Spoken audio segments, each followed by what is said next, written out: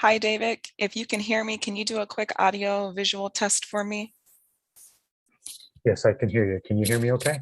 I can hear you and I can see you clearly. Thank you. Perfect. Thank you.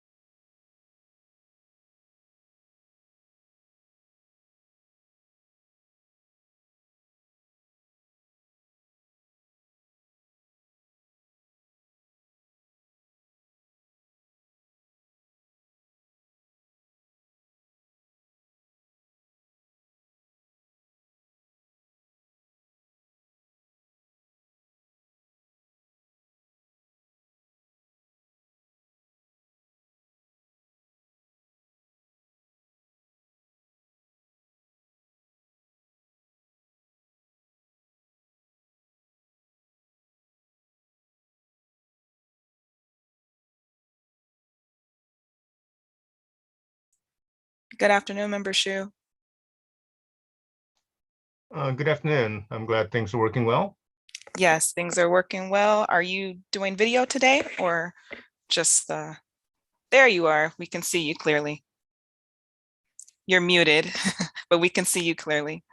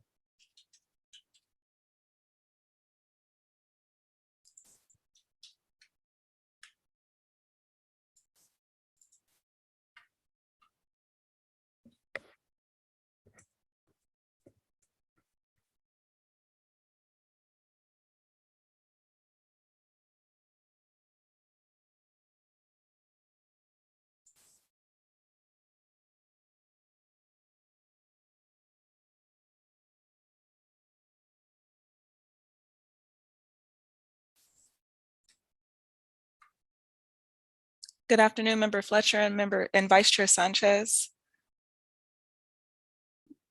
Hi, I'm just getting this set up for Nathan. Okay. Hi, Tiffany. Hi.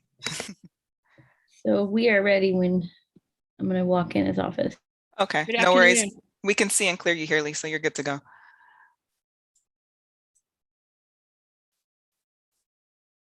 Good afternoon, Vice Chair. Good afternoon. How are you doing? Good. How are you? Good, thank you. Glad to hear it. I think there you are. We can see and hear you clearly.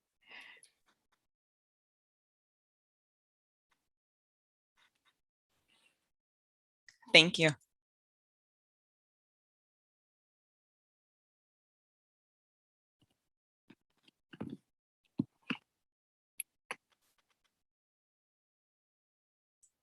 Good afternoon, Member Gomez. Good afternoon. We can see and hear you clearly. Thank you. Thank you. Good afternoon, Member Elo Rivera. Good afternoon.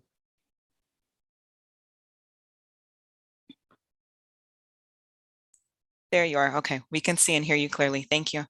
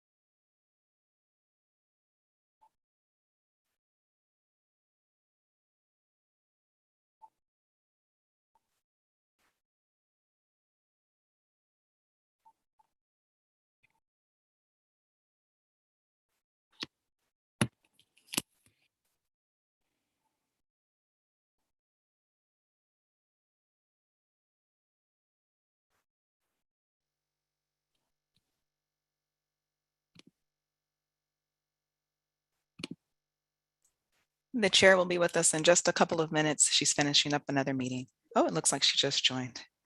Yeah, I was on hold somewhere, like, I don't know. So I was like, hello. Anyway, hello, everyone. Good afternoon. Good afternoon. So good to see everyone. We have quorum. We have a quorum. Wonderful. Okay, well, good afternoon, everyone. I will now call this meeting to order. Welcome to the November 14th, 2021 meeting of the San Diego County Air Pollution Control District Governing Board. Before we begin the meeting, I would like to inform the public that simultaneous Spanish language interpretation is available. I would ask my colleagues to please select the English option using the interpreter button at the bottom of their screen and ask the interpreter to please go over the accessible features in Spanish at this time. Bienvenidos sean todos y muchas gracias por acompañarnos hoy. Antes de empezar la reunión, explicaremos las funciones necesarias para acceder a la interpretación simultánea al español.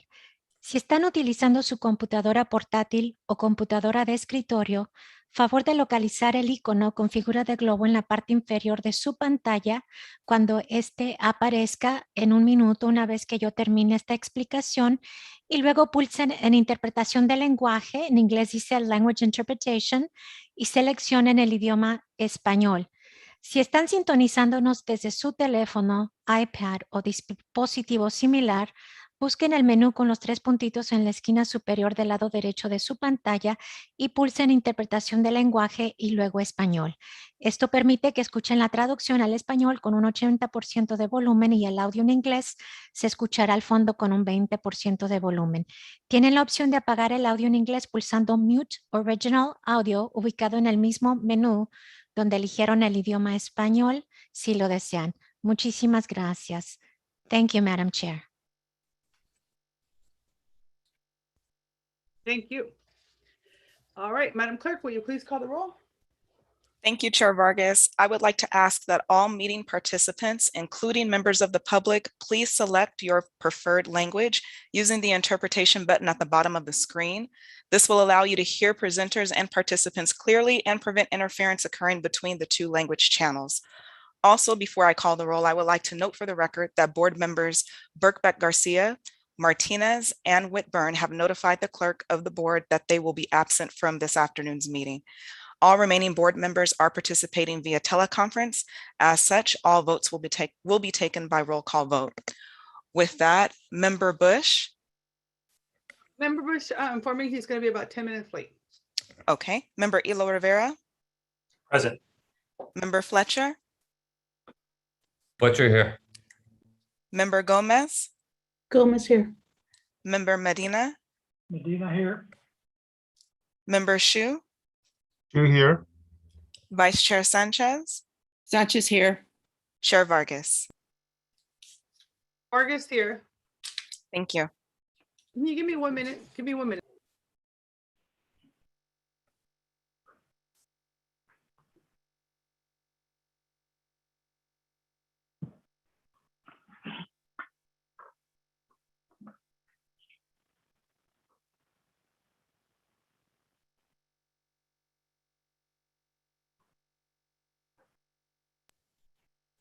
I apologize for that. Dios mío. Okay. Thank you. Now, the first item is, I would like to remind board members to please turn on your cameras and everyone to mute your microphone if you're not speaking. If you would like to comment, please raise your hand and I will recognize you. I will also ask for votes. Please say your last name after each vote. We're going to go ahead and start off with the approval of the minutes of October 14, San Diego County Air Pollution Control District. Is there a motion to approve?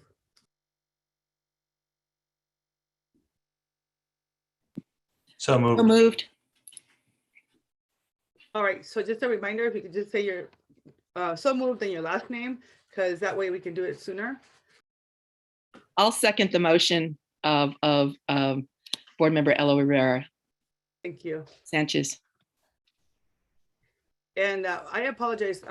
My dad is at dialysis and there's some stuff going on, so I'm coming and keep going on and back and forth because he's not doing well right now. So I'm trying to take care of two things at the same time. So my apologies. It was last minute thing. So that's why I'm like a little bit not all together at the moment. So thank you. We have a motion and a second. Madam Clerk, can you please call the roll? Thank you, Chair Vargas. Member Bush. Member Elo Rivera. Elo Rivera, yes. Member Fletcher. Fletcher, aye. Member Gomez. Gomez, yes. Member Medina. Medina, aye. Member Shu. Two, aye. Vice Chair Sanchez. Sanchez, aye. Chair Vargas. Vargas, aye. Thank you. That motion passes with all board members who are present voting aye. All right, with that, let's move on to public communication. This is an opportunity for members of the public to speak to the board on any subject matter within the board's jurisdiction, but not an item on today's agenda. Madam Clerk, are there any members of the public that wish to address the board under this item today? Thank you, Madam Chair. There are no members of the public wishing to address the board under non-agenda public communication this afternoon. All right, thank you. So the next item is our interim air pollution control officer report. We're now going to turn it over to Ms. Forbes when you're ready. Thank you. Thank you, Chair Vargas. I have just a few quick updates. First, regarding the public information officer position, we have interviewed several great candidates and are in the process of completing second interviews, and we hope to be ready to make an offer in the next couple of weeks for that position. Next, I wanted to provide an update on the APCD's activities related to the Orange County oil spill that we discussed at your last meeting. APCD had requested air monitoring from the Unified Command for that incident to be conducted along the coast in San Diego County. And as a result, on October 12th, 13th, and 14th, the contractor for Orange County conducted real-time air monitoring along the San Diego coast from Oceanside down to Mission Beach. They also took some handheld measurements at different locations, as well as 5 canister samples for detailed laboratory analysis for volatile organic compounds. On October 26th, the Unified Command reported that fortunately none of the San Diego air quality results were elevated compared to typical background concentrations, and none of the samples were above health standards. This includes the real-time mobile monitoring data, the handheld equipment data, and the canister data. So given these results, no additional air quality monitoring is needed, and APCD is no longer active as part of the broader cleanup response. Also, as mentioned at the last meeting, the district's Community Emission Reduction Plan, or CERP, was considered and approved on October 14th, right after your governing board's meeting by the California Air Resources Board. And San Diego's plan was lauded as being the best in the state so far. So we take a lot of pride in that. And I want to congratulate Domingo and Mayani, their team members, the members of the steering committee, and the community that worked so hard to bring this plan to adoption. We're really excited to continue with its implementation and really proud to be serving as an example for the rest of the state. Next, on November 8th, Apcd will be opening our Clean Air for All solicitation for grant projects. I think I sent you an email about this a couple of weeks ago, but wanted to remind you about this. This will, we have approximately $35 million in funding available for the replacement of older diesel mobile equipment with newer, cleaner machines. And this is from several of our grant programs, Carl Moyer, AB 617, Farmer, and the Goods Movement Emission Reduction Program. So we're going to be publicizing the funding availability widely, but we would appreciate your help also in spreading the word about our incentive programs. And then finally, AB 423 required the district to establish a website separate from the county by December of this year. This revised website has been in development, and the existing data from the current website will be migrated over to the new one. The new website will be going live next week, and I want to thank our tireless IT staff for making this happen. The design structure has been guided by data regarding the services our customers currently use the most, and will adjust to mobile and phone screen sizes automatically. It will also include multiple language translation options on every page, and additional services, including the online data sets and electronic document library required by AB 423, will be added next month. We've also incorporated a new logo to convey the diversity of our geographic region, our district, and the communities we serve. And this is just the first step in our new website development, as it will continue to be refined and upgraded over time. So that concludes my updates. I'm happy to answer any questions you may have. Questions? All right, seeing none. Move on to our consent calendar. Madam Clerk, do we have any requests from the public to move on any items from the consent calendar to the regular agenda for discussion? Thank you, Chair Vargas. There are no items pulled for discussion from the public. All right, are there any questions from my colleagues, or do any board members wish to move a matter from the consent calendar to regular agenda? Yes, Madam Chair. Madam Chair, I simply want to move approval. Fantastic. So we have Vice Chair Sanchez for approval. Is there a second? Gomez, second. A second. Madam Clerk, will you call the roll, please? Thank you, Chair Vargas. Member Bush? Yes. Member Elo Rivera? Elo Rivera, yes. Member Fletcher? Fletcher, aye. Member Gomez? Gomez, yes. Member Medina? Medina, aye. Member Shu? Shu, aye. Vice Chair Sanchez? Sanchez, aye. Chair Vargas? Vargas, aye. Thank you. That motion passes with all board members who are present voting aye. All right, thank you very much. Our next item on the agenda is for discussion is item 2, Air Pollution Control District Advisory Committee. Staff will be providing some brief comments on this item, but first, Madam Clerk, can you please provide the public testimony, the instructions, please?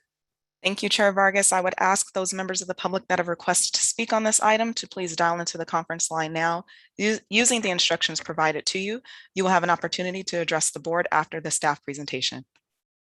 Thank you. Ms. Forbes, I'm going to turn it over to you. Great, thank you, Chair Vargas. This item relates to the existing Air Pollution Control District Advisory Committee, which was formed in 1988 by the Board of Supervisors. The original resolution establishing the committee was included in your board packet. And the committee provided input on rules, fees, and budget issues that were coming to the district board. District staff was able to gather input from the committee and bring that to the board for consideration.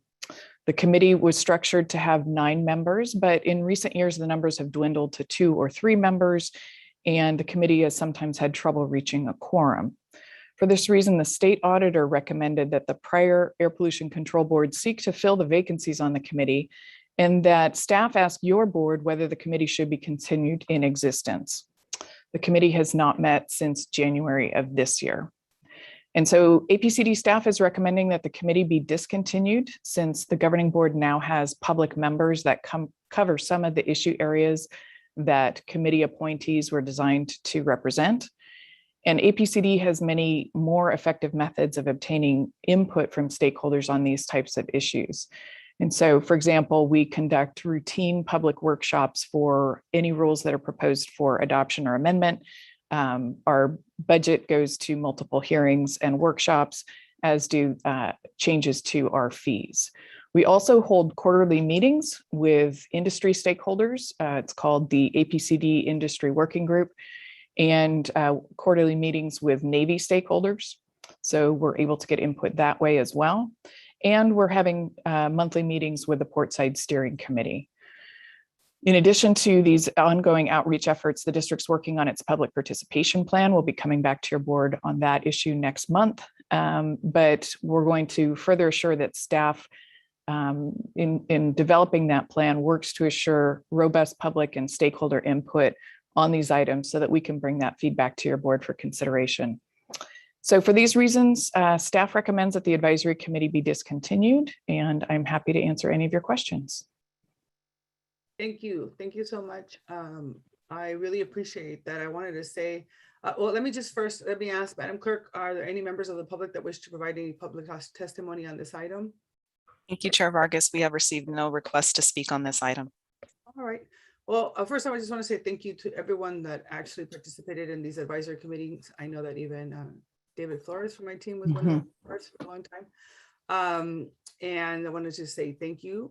Also, I appreciate staff checking with stakeholders on the necessities of the advisory committee. I think that was a really important part. And this was a committee that was left over from previous structures. You know, public participation is key. And we know that there's workshops, creation of the Office of Environmental Justice for APCD, the AB 617, Portside Steering Committee, public participation plan. There's a lot of other opportunities. So with that, I'll make a motion that the advisory committee be discontinued and would ask staff to encourage those members to consider a seat on our hearing board if we have any vacancies there. But the motion is to discontinue the committee. Vice Chair Sanchez? Madam Chair, Vice Chair Sanchez would like to second your motion. Have a motion and a second. Any further discussion from members? Seeing none, Madam Clerk, can you take, Member Gomez? Yeah, sorry, I raised a hand a bit late, but no, I just also wanted to express support. I do think that the agency is going to a more robust engagement plan beyond the old structures. So I do think that this recommendation to not continue it and hopefully continue being more creative on how we're engaging folks is critical and it's key. And I know that we're committed in doing so. So supportive of it. And also want to thank the folks that participated over the years in the committee. Thank you. All right, Madam Clerk, seeing no other comments from the committee members, I'm going to turn it over to the clerk for roll call. Thank you, Chair Vargas. Member Bush? Bush, yes. Member Elo Rivera? Elo Rivera, yes. Member Fletcher? Fletcher, aye. Member Gomez? Gomez, yes. Member Medina? Medina, aye. Member Shu? Shu, aye. Vice Chair Sanchez? Sanchez, aye. Chair Vargas? Chris, aye. Thank you. That motion passes with all board members who are present voting aye. Appreciate that. Item number 3, our next agenda is update on the development of the San Diego County Air Pollution Control District Incidents Response Plan. There's a staff presentation for this item, but first, Madam Clerk, can you please provide the public with testimony instructions? Thank you, Chair Vargas. I would ask those members of the public that have requested to speak on this item to please dial into the conference line now using the instructions provided to you. You will have an opportunity to address the board after the staff presentation. Okay, so let's go ahead and begin with the staff presentation now. Thank you. Thank you. Good afternoon, Chair Vargas, members of the board, and members of the public. My name is Domingo Vigil, Deputy Director with the San Diego County Air Pollution Control District.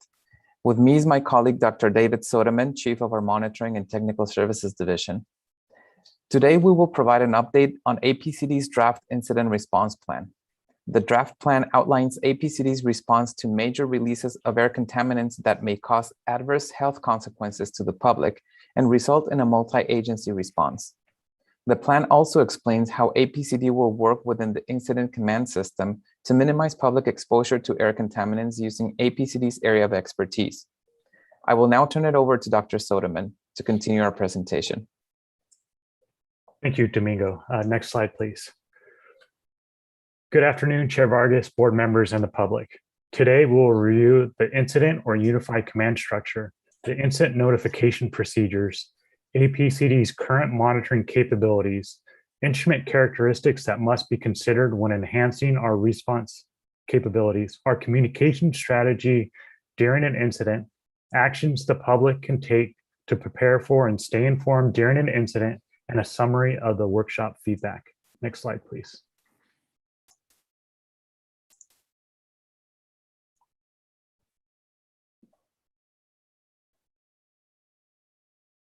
First, let's discuss what is an incident. APCD defines an incident as any release of air contaminants into the environment that may cause adverse health consequences to the public and results in a multi-agency response. Examples of past incidents include major spills, last year's Navy ship fire, and the various large wildfires that occurred in our region in 2003, 2007, and 2015. Examples of non-incidents include dust, nuisance odors, or asbestos complaints, and smaller structural or brush fires. For air quality complaints related to dust and odors, members of the public can call our complaint line on the phone number listed on the slide. If a member of the public happens to come across an incident and there is an immediate health threat, please call 911 and not APCD. On a later slide, we'll address how APCD is informed of an incident. Next slide, please. We will now discuss the unified command structure. When an incident occurs, an incident or unified command is set up. The purpose of the unified command is to have the various agencies that are responding to the incident work in harmony, cohesively, and cooperatively with one another. The unified command is led by 2 or more unified commanders with assistance from public information officers, safety officers, and liaison officers. The unified command oversees 4 main groups: operations, planning, logistics, and finance.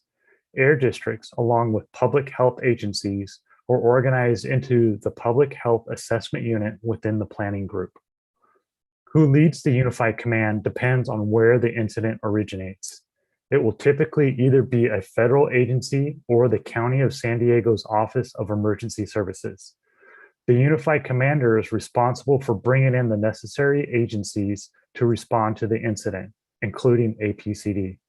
The unified command will be responsible for the initial notification to the public regarding the incident and how to protect themselves.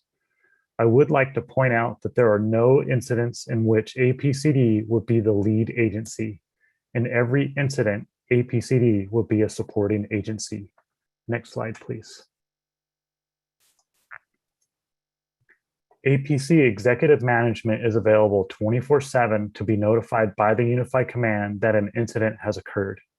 APC executive management would notify the appropriate staff.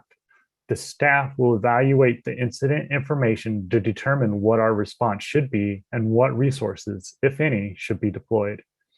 If the incident doesn't rise to that level, staff will continue to assess the incident for any changes and will reevaluate if deployment of resources are needed. APCD will be in close contact with the unified command in coordinating public messaging. Next slide, please. Each incident is unique, and the deployment of resources must be decided on a case-by-case basis. Once the decision is made to deploy ambient air monitoring, several factors must be considered and decided on. Some of those considerations are listed on this slide. This entire process, deciding to deploy resources to the point where staff have data available, will take at least 5 hours, even longer if it is after hours. I would like to point out that APCD staff are not trained or properly equipped with safety gear to enter the hot zone. The hot zone is also called the exclusion zone, as non-first responders are not allowed in this area. Next slide, please. What are APCD's current monitoring capabilities? We have our regional and community-based monitoring locations throughout the county with a wide range of instruments measuring many different pollutants. We will utilize any and all of those appropriate sites during an incident. We also have portable equipment as shown on the slide. Our current deployable equipment can measure PM 2.5, black carbon, metals, and toxic volatile organic compounds, or VOCs. Black carbon is a byproduct of combustion and comes from diesel engines, gasoline engines, and wood burning, including from wildfires. Black carbon is a part of PM 2.5, which are particles that are less than 2.5 micrometers in diameter.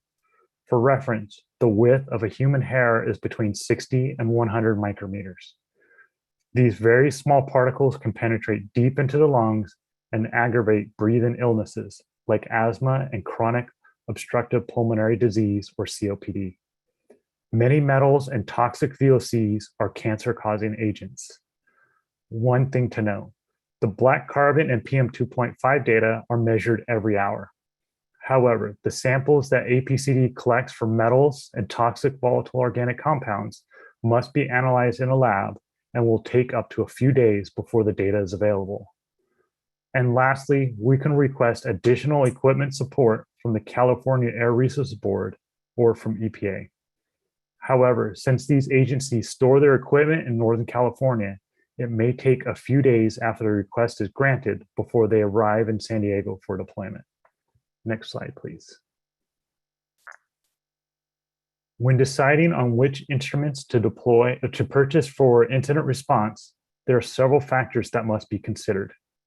The ideal instrument is one that will measure the pollutants in real time, have the ability to provide good spatial coverage in the impacted areas, be able to measure individual pollutants, and is accurate.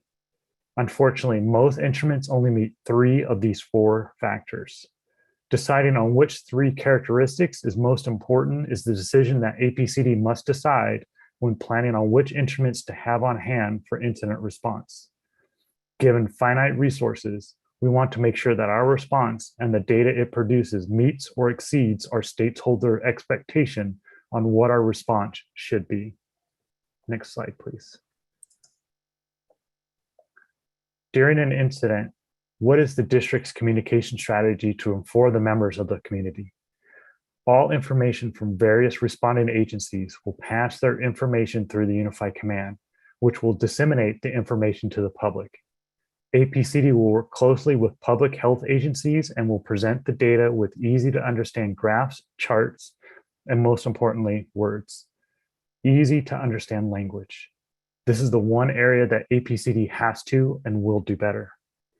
And lastly, APCD is currently working on a public participation plan and is actively recruiting a public information officer. Both of these last 2 items will help make sure that the APCD produced information is easily understood by the public. Next slide, please. Lastly, our incident response plan also highlights actions the public can do to prepare and stay informed during an incident. They can download the SD Emergency app, subscribe to Alert San Diego, call 211 for general information during an incident, join APCD's listserv, and visit APCD's and EPA's website for general information for preparing for and actions to take during an incident. Next slide, please. APCD conducted a public workshop on October 19th to obtain public input on the draft incident response plan. During our workshop, we asked 3 questions of the attendees. The first question was, what is your expectation of APCD during an incident? The themes of the response were that they expected APCD to inform communities of the incident, the next steps in our response, and report out timely information on the associated health risk. Our second question was, What is your expectation of APCD after an incident? The responses centered around two themes: to follow up with the affected communities on the data and health impacts, and an assessment of the response. APCD will work within the Unified Command and public health agencies to get all this information out as soon as possible. Our third question was to rank their priorities of the instrument characteristics used in instrument response. Accuracy and real-time results basically tied for the top priority, and spatial coverage and the ability to measure individual pollutants had nearly equal responses.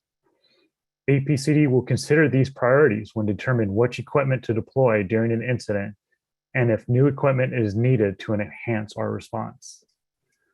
Our public comment period ended last week, and we are reviewing and incorporating those comments and questions, as well as the comments and questions received during our workshop into our incident response plan. Next slide, please. Today's request to the board is to receive an update on the development of a draft proposed San Diego County Air Pollution Control District Incident Response Plan, and to direct staff to return to the board in January 2022 with a proposed final plan addressing the board's and the public's input. Thank you for your attention, and we'll be happy to answer any questions or comments you may have. Thank you. Thank you so much. Madam Clerk, can you see if there's any, there's, I think, one public member who would like to speak on this item? Thank you, Chair Vargas. I have no request to speak from any members of the public on this item. Thank you. Board members, we have some couple of members. Member Gomez. Thank you, Chair, and thank you, staff, for the presentation. I have a couple of questions. One is, at what point does APCD, if at all, becomes the lead agency? Board Member Gomez, thank you for your question. APCD would never be the lead agency because in our capacity as an air district, we are one of the many resources that the coordinating agencies may use in responding to a particular incident. So, for example, if there's an incident that requires air quality monitoring, the Unified Command would be the lead agency requesting this monitoring to take place of APCD, as well as collaboration with other health agencies such as the county's public health department and others that may be needed for the response. Okay. And then I have a follow-up to that, but I'll wait. The other question that I had was on the presentation, there was mentioned that there's some equipment that is managed by EPA or CARB that is stored in Northern Cal. Is it possible to explore the possibility of having something in Southern California? Because that is a long way, and we're talking about emergencies. I mean, a day, hours can really determine somebody's, how we move forward. So it just seems like having a proactive equipment would be very beneficial for Southern Cal. Absolutely, and thank you for your comment. That's something that we are exploring with staff from Cal EPA to see what's the possibility and what would be the process to bring some of that equipment closer to Southern California so that we would be able to deploy in a faster way. Okay. Yeah, I think that could be something that could be communicated with board members too, if we can even work with our state electeds to make that happen. If EPA doesn't have the resources or they need resources to be able to provide us with, I think it's very critical to be able to do that. So I think we can use the board members to work with our delegation to really make that happen. And then the other one that I'm still unclear, even using the recent fire, the Navy fire, I know that a couple of days after the fact that the fire happened, there was resources that were provided to the community to relocate some of the community members to to hotels. But it took several days to do that. Is there a conversation about that, making that part of the beginning reaction as with the different agencies, or it's just or different cities? Just because I mean we need to recognize that unfortunately, because of the structures to be, a lot of the industries that could potentially create fires are concentrated in low-income communities, community members that don't have the ability to move out of the community in a quicker manner. So I just think a relocation emergency fund needs to be created. I am not saying that it should be something that we do, but there should be a conversation about that. Thank you, Member Gomez. And we will bring this up to Office of Emergency Services to see what coordination needs to take place to make sure that those resources are readily available during an incident. Just also wanted to highlight that as you know, the Bonhomme Richard fire is not a good example of how a unified command is supposed to work. So in that instance, the lesson learned is precisely what some of the things that you're highlighting. So we will bring that topic up with the Office of Emergency Services to help get that coordination with the responding agencies to have those resources available in a more timely manner. And I would even, I mean, I think there needs to be a conversation about, I mean, when an emergency like this happens, because it's bound to happen, I think, unfortunately. So I don't think they should be concentrated in certain areas only. But I do think that it should be part of the conversation of having some sort of additional fee. I know the industry is not going to like this, but we should have an emergency response fee that folks that could possibly create something like this are responsible for. So it's just something for us to explore as well. That's the agency that oversees air pollution on on-site facilities. Thank you, Member Gomez. Agreed. Member Chu. So maybe I think what we can do, Member Gomez, is direct staff to look into proposing something like that and then bring it back to the board. That would be great. Okay. Ms. Forbes, please. And then Member Shu, and then Member Elo Rivera, and then Vice Chair Hunt. Thank you. I have some similar questions.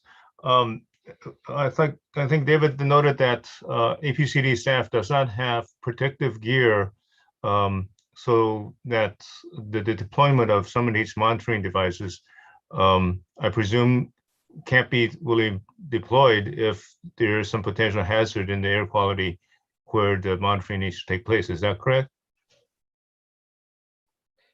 So if I may clarify, yeah, that is correct. But what we were trying to highlight with that information is that APCD is not one of the agencies that would go into what is called the hot zone.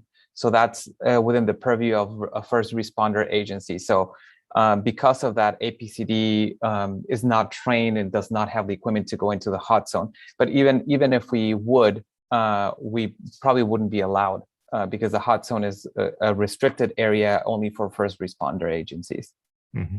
Then the follow-up question to that is, who makes the determination whether the air quality in a particular location is hazardous enough that it requires an evacuation? Is that the fire department, or who does that determination?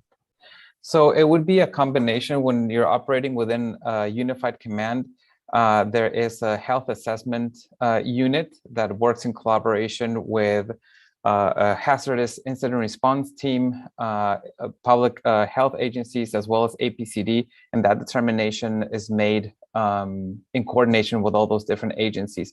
Also, it's important to note that during an incident, regardless of what you might find in smoke, it's always advisable to protect yourself from smoke, regardless of what you find in the smoke. So that's one of the main goals that we have in APCD, is to really socialize this message and help members of the public understand what are the immediate steps they can take during an incident, regardless of what they might find in the air. But if it's smoke, you really shouldn't be breathing it, regardless of what's in it. Correct, and that's why I bring this up. There's a hot zone. I understand what that could be, but in recent major fires, large areas were considered having air that was not healthy, and having residents still there, and also asking employees to go into those areas. I think to me, it conjures up some need to be cognizant of that, and maybe protective gear may be warranted, because we're asking these employees to drive into those zones, and they're large areas. And I think in the most recent case last year, when we talked about the shipyard fire, it included huge communities that were having this year, not just for a short period of time, but for days. And that perhaps we need to think about that in terms of how we go forward. I'm glad we're looking into this, and that, but perhaps it is the first responders and the firefighters that need to deal with this, as well as relocation. And they do that for fires already. They're the ones that are accustomed to doing that. But we may be looking at, I think, larger numbers of people that need to be relocated. Certainly that's happening elsewhere in these major fires, and I hope we're able to assist in making those assessments and making those recommendations. Thank you. So members, just for clarification, would you like to request that staff look into this so that we can think about maybe figuring out if this should be part of the budget process for the next go around, and maybe just look into it?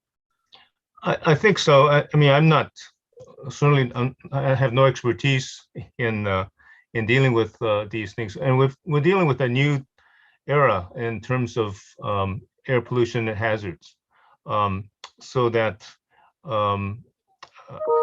it is kind of odd to ask employees to go into some of these communities when we know the air quality is poor, and those communities may need a full evacuation as well.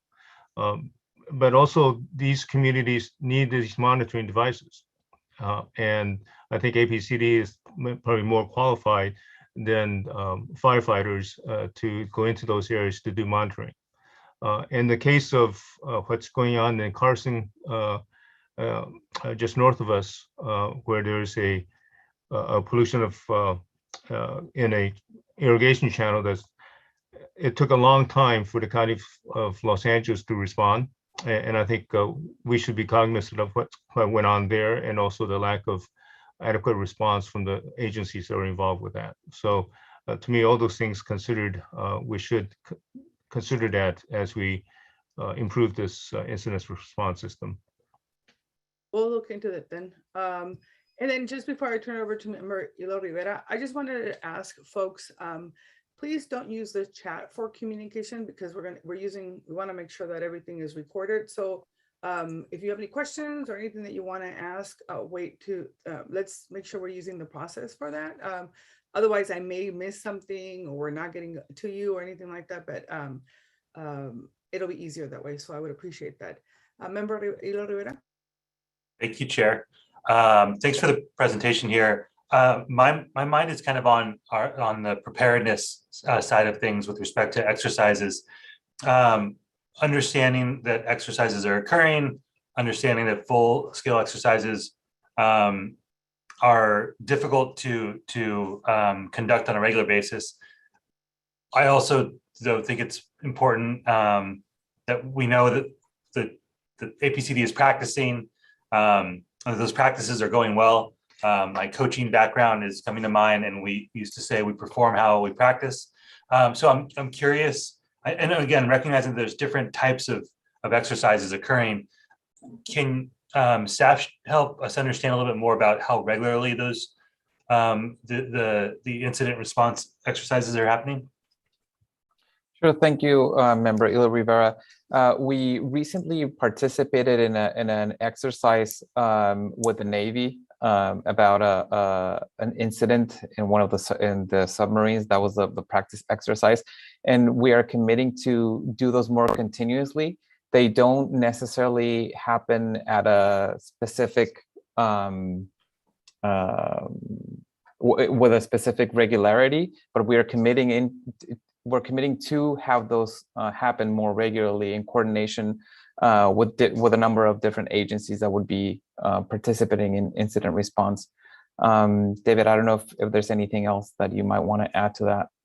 Yeah, not too much, other than we don't have much control over the frequency as to when those practice sessions really happen. It's really at the county OES and Navy and more of the federal agencies that would be the typical lead agencies. They're the ones that kind of dictate those schedules. And I know that they kind of have them periodically. Every few years they want to do something. But as to, a timetable, can we give you a schedule? We don't have that. I don't know if they have that, but we let them know that we want to be a part of any and every single one that they conduct, and to keep us in mind when they plan those out. Thanks, Domingo and David. And just so I understand better, if I understood correctly, there's the different types of exercises. There's the tabletop, there's functional, and there's full scale. So David, when you're saying they don't happen often and every few years, are you referring to the full scale or all of these types of exercises? All of them, really. I think the tabletops happen a little bit more frequently because they're a little easier to plan for, because it's literally just people sitting around a table discussing and kind of, if this would have happened, then we would do this and we would do that.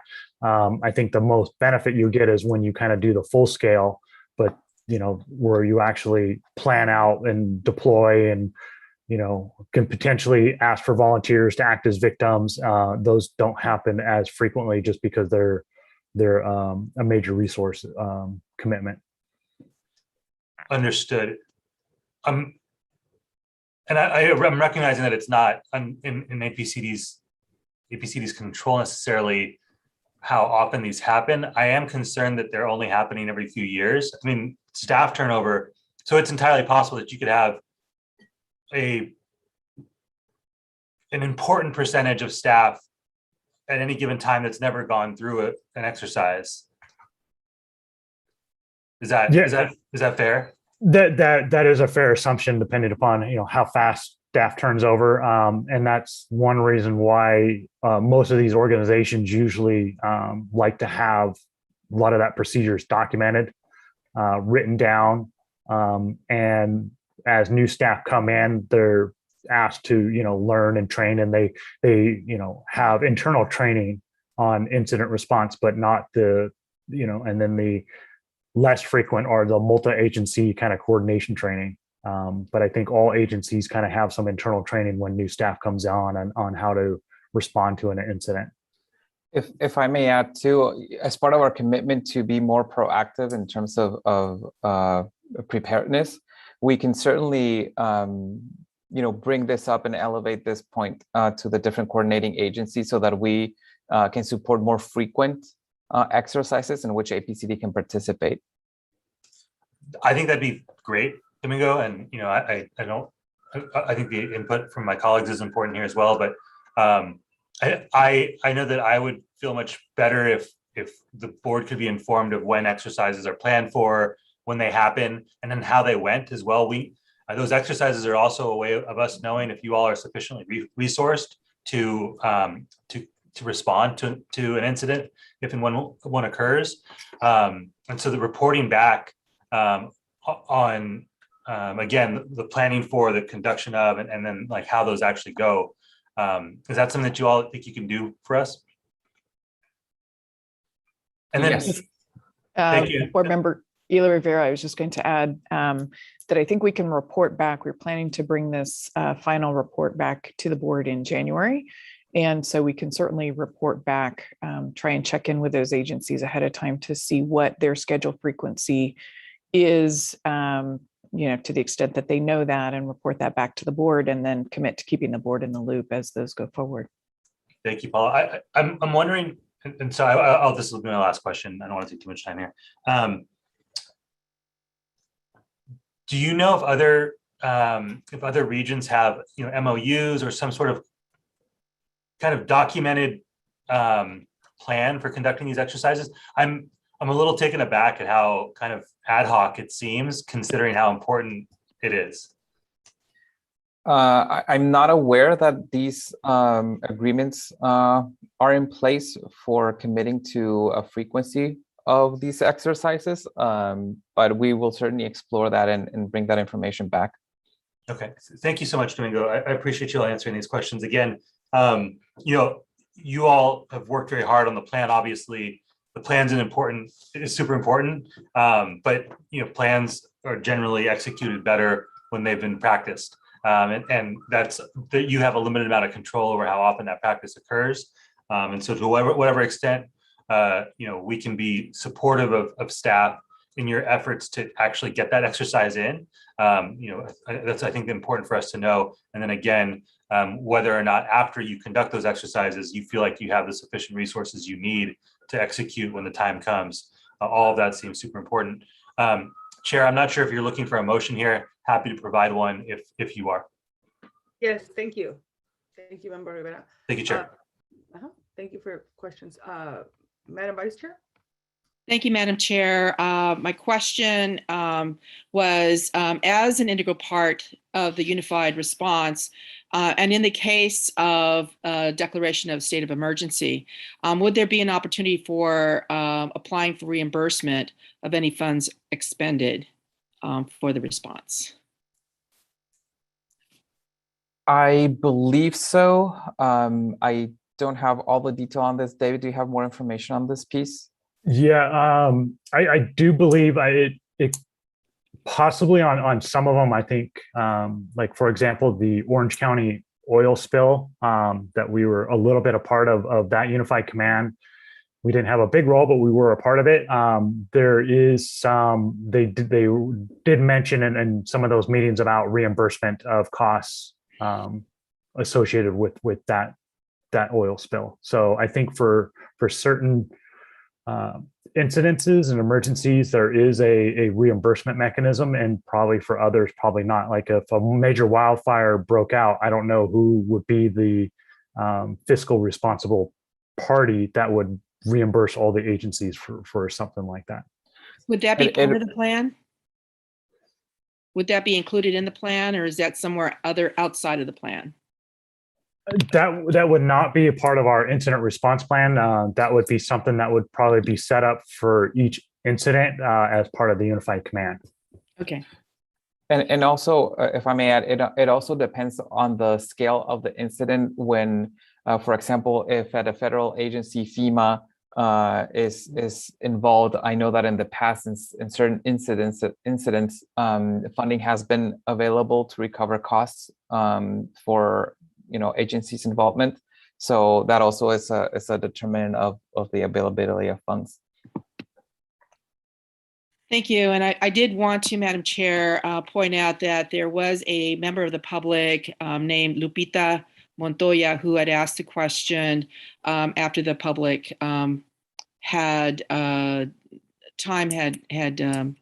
closed. And the question was, what are the names of the instruments that you will be using for PM 2.5 monitoring on the chat?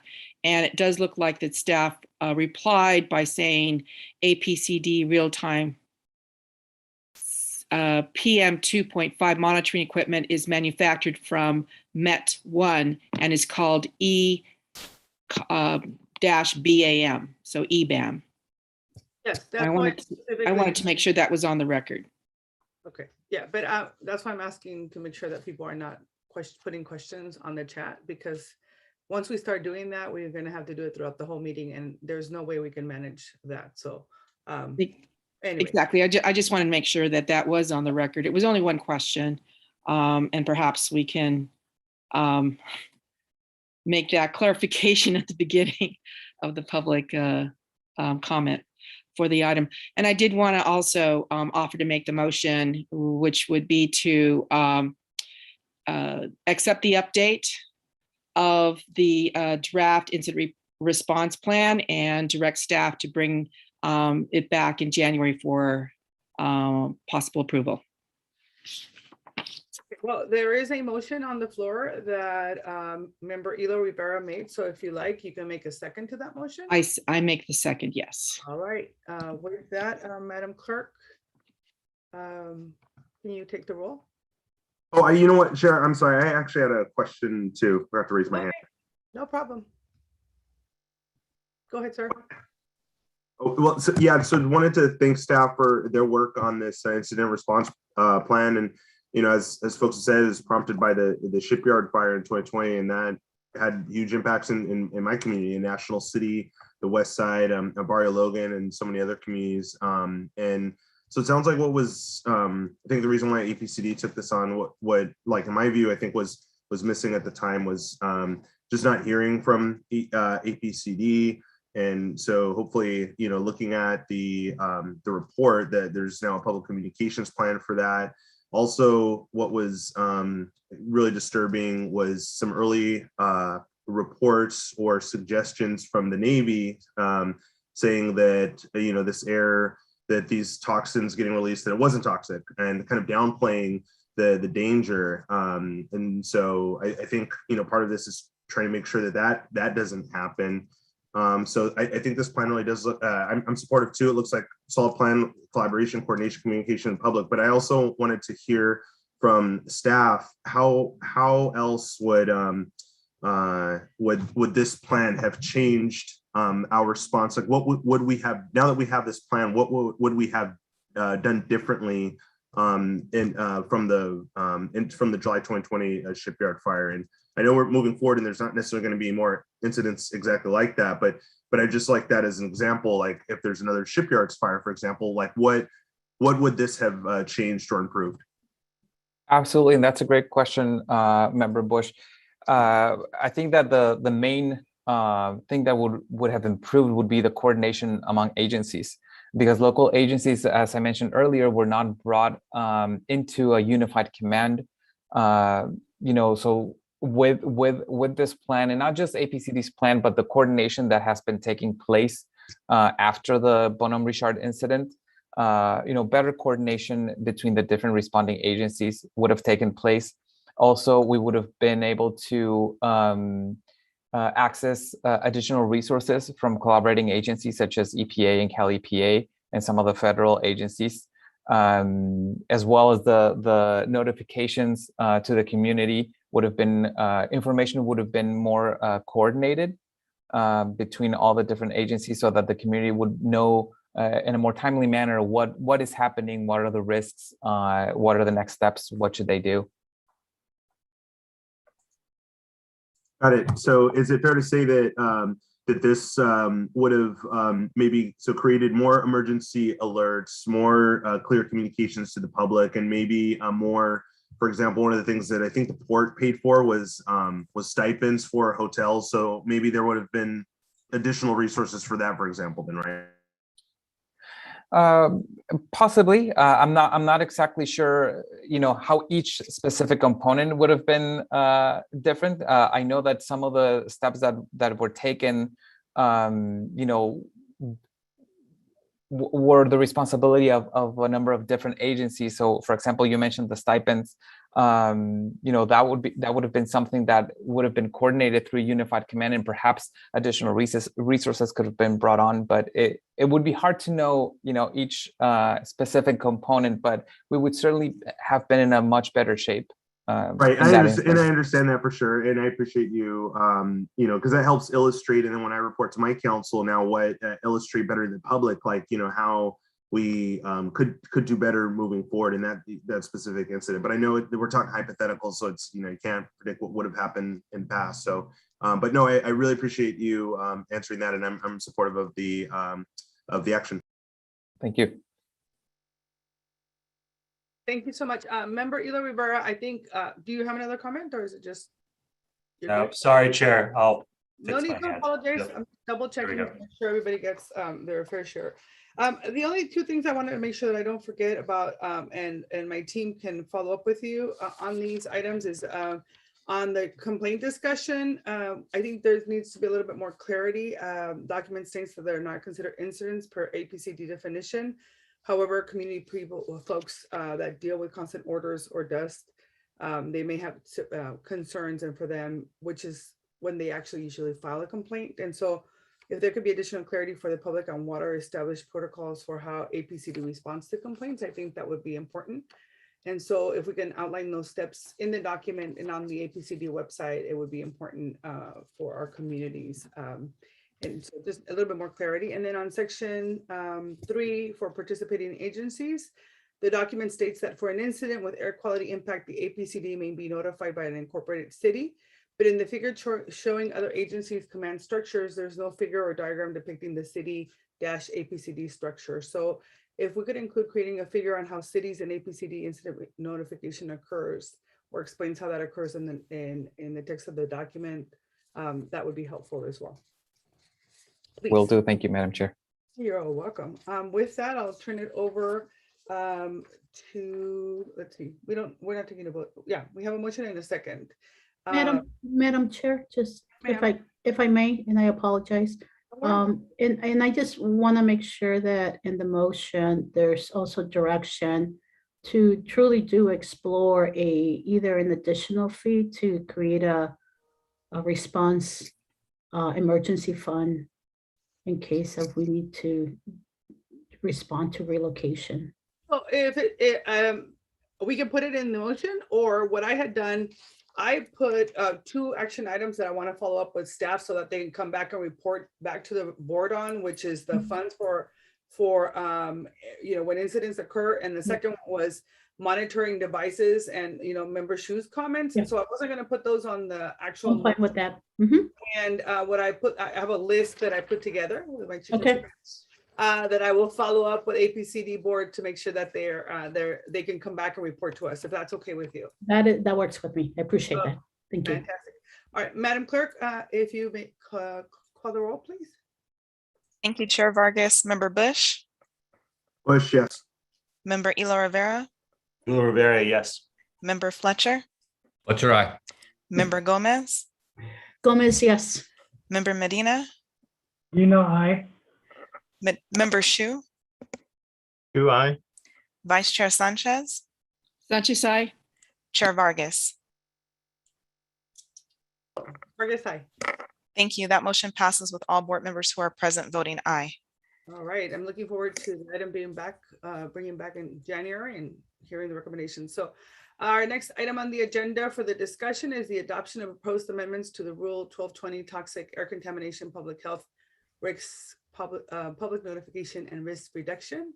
I know we have a staff presentation on this item, but if Madam Clerk, can you please provide the public with testimony instructions? Thank you, Chair Vargas. I would ask that those members of the public that have requested to speak on this item, please dial into the conference line now using the instructions provided to you. You will have an opportunity to address the board after the staff presentation.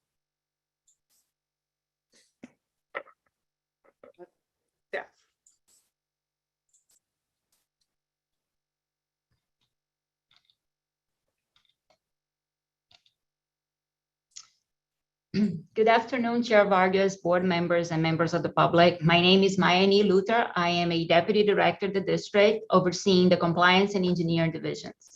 We are here today to discuss proposed amendments to District Rule 1210, which establishes public notification and risk reduction thresholds and procedures for facilities that create elevated health risks in San Diego County. We'll present recommendations that were developed to improve public health by reducing cancer risk in the region. Next slide, please. Rule 1210 was adopted in 1996 in response to the California Air Toxic Hotspots Information and Assessment Act, which has 2 main goals. 1, to protect the public's right to know about air toxic emissions and how these emissions can potentially impact public health. And 2, to require risk reductions for facilities that create elevated health risks.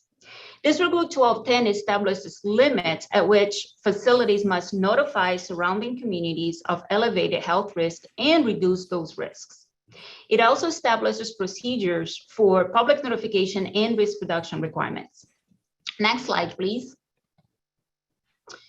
The rule development process for Rule 1210 was initiated in May of 2019 when Supervisor Fletcher, under the former governing board, proposed to evaluate the existing cancer risk reduction threshold under Rule 1210. Currently, Rule 1210 requires risk reductions when the cancer risk from a facility is equal to or greater than 100 in a million. This existing threshold is ineffective for the region since it currently does not apply to any facilities in San Diego County. The former district board supported the recommendation made by Supervisor Fletcher and directed staff to return to the board with a proposal for Rule 1210 no later than April 2020. The district conducted public workshops in August of 2019 and in January of 2020 to discuss draft proposals for Rule 1210. Then in March of 2020, the district advisory committee under the previous governing board was asked to consider supporting proposed amendments to Rule 1210, which at the time included reducing the cancer risk reduction threshold from 100 in a million to 10 in a million. The advisory committee recommended further analysis and for the district to return to the board with proposed rule amendments in about 1 year. As recommended by the advisory committee, in July of 2020, the district returned to its previous board to request an 18-month extension, which was granted by the previous board. Next slide, please. Before we discuss the proposal for Rule 1210, we would like to go over what the cancer risk calculated under Rule 1210 represents. The cancer risk is based on scientific health data established by the Office of Environmental Health Hazard Assessment, or OEHA. This data establishes that the pollutants emitted by facilities subject to Rule 1210 can create an increased cancer risk. OEHA's mission is to protect public health and the environment through scientific evaluations. The cancer risk represents the highest risk for an individual living, working, or attending a school near a facility that emits toxic pollutants.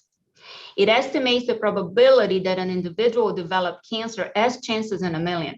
For example, a cancer risk of 100 in a million indicates that a person has an additional risk of 100 chances in a million of developing cancer during their lifetime. Cancer risks calculated under Rule 1210 can be compared to the overall risk of cancer in the general US population, which is about 250,000 cases for every 1 million people. But this estimated risk includes all external factors that contribute to cancer risk, such as air pollution, genetics, and lifestyle choices such as dieting and smoking. Next slide, please. The rule amendments being proposed today include two main revisions. One, we're proposing to reduce the cancer risk reduction threshold from 100 in a million to 10 in a million. And also we're proposing to enhance the public notification and risk reduction procedures, including public meeting requirements. In addition to these main changes, the rule is being updated to remove outdated language. Next slide, please. The district is proposing to reduce the cancer risk reduction threshold to 10 in a million for the following reasons. First, we would like to establish an effective health protective limit. As previously discussed, the existing 100 in a million threshold is ineffective for the region because it doesn't apply to any facilities in San Diego County. Second, we needed to reduce cancer risk in San Diego County. There is scientific health data demonstrating that pollutants emitted by facilities subject to Rule 1210 contribute to an increased cancer risk. So this proposal includes requirements to reduce cancer risk to the extent feasible. And the third reason is to align the cancer risk reduction threshold with the existing public notification threshold, which is currently 10 in a million. It's not health protective, and it's actually very confusing to provide the notifications to the public about elevated health risks, and at the same time, inform them that the facilities don't need to reduce those risks. Next slide, please. The proposed 10 in a million threshold would potentially affect up to 25 facilities in San Diego County, and this is based on current data. These facilities are shown on this map. This map also shows the estimated cancer risks based on the health risk assessments that were conducted by these facilities. So based on current data, we have two facilities with a cancer risk above 50 in a million, 2 facilities with cancer risk between 50 and 25 in a million, 4 facilities with cancer risk between 25 and 10 in a million. And we also have 15 facilities for which the health risk assessments indicate the cancer risk is below 10 in a million. But the district is still reviewing these health risk assessments, so this data is subject to change. Next slide, please. Facilities subject to risk reduction requirements would need to reduce the cancer risk to 10 in a million within 5 years. While most facilities can meet this requirement, some facilities might need additional time because technology is still advancing in some sectors. This proposal includes some potential extension allowances as shown on this slide. Facilities that have implemented toxics best available retrofit control technology, or TBART, within the 5-year period might be eligible for a 3-year extension. Implementation of TBARTs requires installation of emission limits or control measures achieved in practice for each source contributing to the risk exceedances. TBARTs evaluation consider costs. An additional 3-year extension might be granted if the facility has installed all technically feasible measures to reduce cancer risk. This technology review will be revisited at least every 3 years to ensure all feasible control measures have been implemented at the time of this review until the cancer risk is equal to or less than 10 in a million. The proposed rule requires the district to conduct a public meeting prior to granting an extension to discuss its preliminary decision and obtain comments from stakeholders. The district believes that these extension allowances are necessary to reduce health risks to the maximum extent feasible while allowing entities which benefit our communities to continue operating. The list of facilities that might be affected by this rule includes landfills, hospitals, university, manufacturing facilities, and other facilities that provide essential services and products to the public. Next slide, please. Besides reducing the cancer risk reduction threshold, this proposal includes other revisions such as updating the public notification procedures, requiring that all initial public notifications contain clear and readable maps, requiring proof of distribution of public notification materials by a certain time frame. And it's important to mention that currently all public notifications are required to be conducted in other language based on demographics of each community. Next slide, please. The proposed rule requires public notification every other year. This slide discusses the proposed biennial public notification requirement and other avenues to notify the public about health risks and risk reduction plans. As previously discussed, Rule 1210 was adopted in response to the Hotspots Act, which requires facilities that can create elevated health risks to conduct health risk assessments once every 4 years. Health risk assessments quantify the health risks, and the requirements in Rule 1210 would apply based on those risks. The proposed rule requires public notification every other year because annual notification would provide the same information to the public multiple times until a new health risk assessment is conducted and approved by the district. Facilities subject to public notification requirements would also be subject to risk reduction requirements. The district provides public notice of risk reduction plans upon receipt of those plans.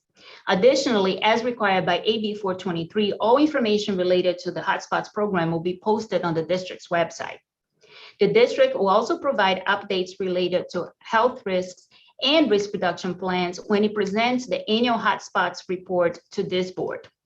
Therefore, in addition to the biennial public notification, there are multiple avenues to notify the public about health risks and risk reduction plans.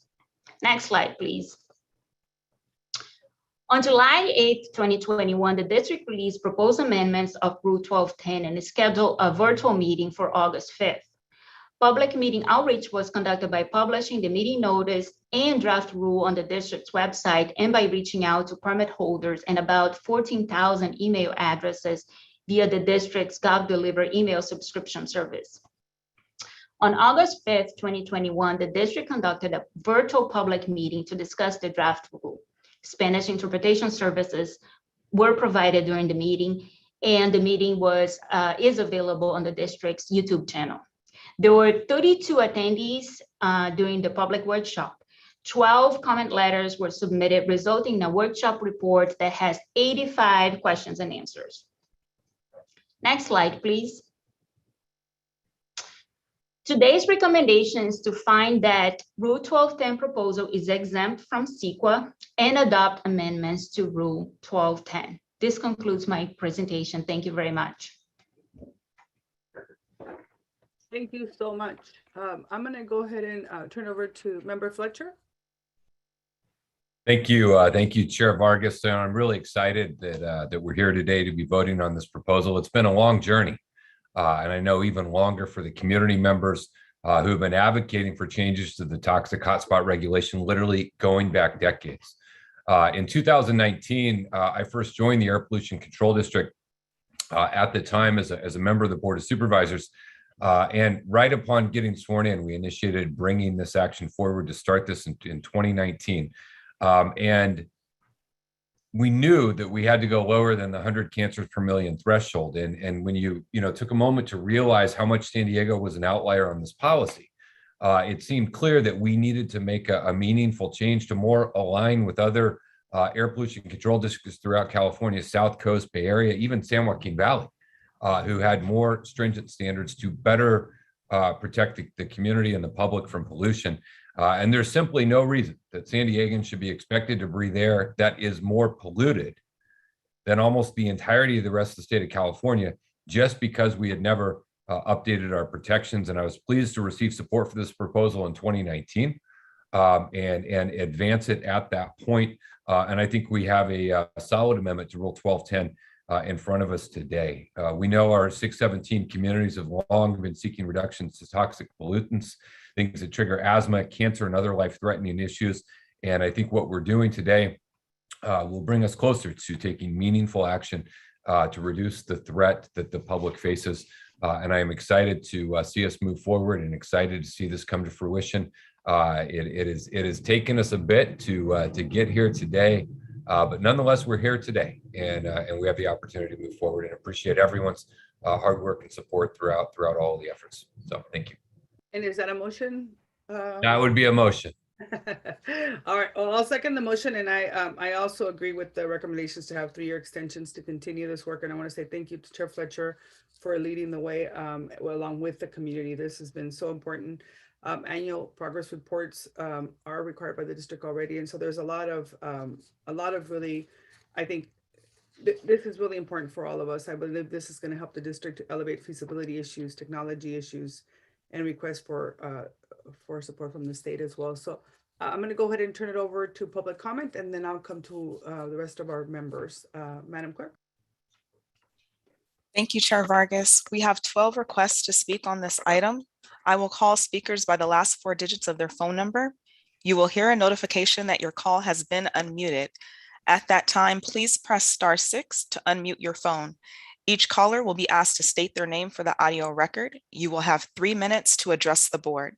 Please self-regulate your time. I will ask that you conclude your comments when your time has ended. I would remind the speakers to mute your live stream before you begin speaking. Our first caller is 0805.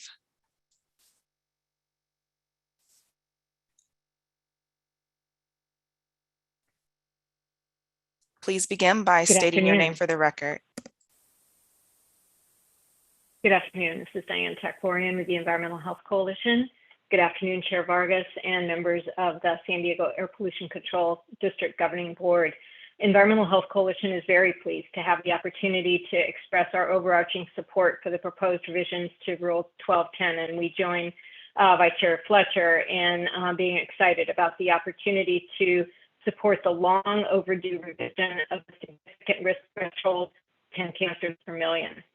The establishment of the health protective emission limit for station resources will result in the risk of developing cancer by 10 times.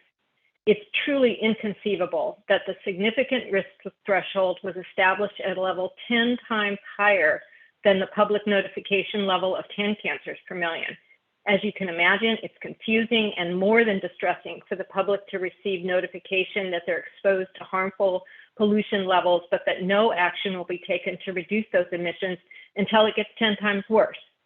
So this rule change is a significant step towards environmental justice, as those facilities that emit toxic air contaminants are not evenly spread throughout the region.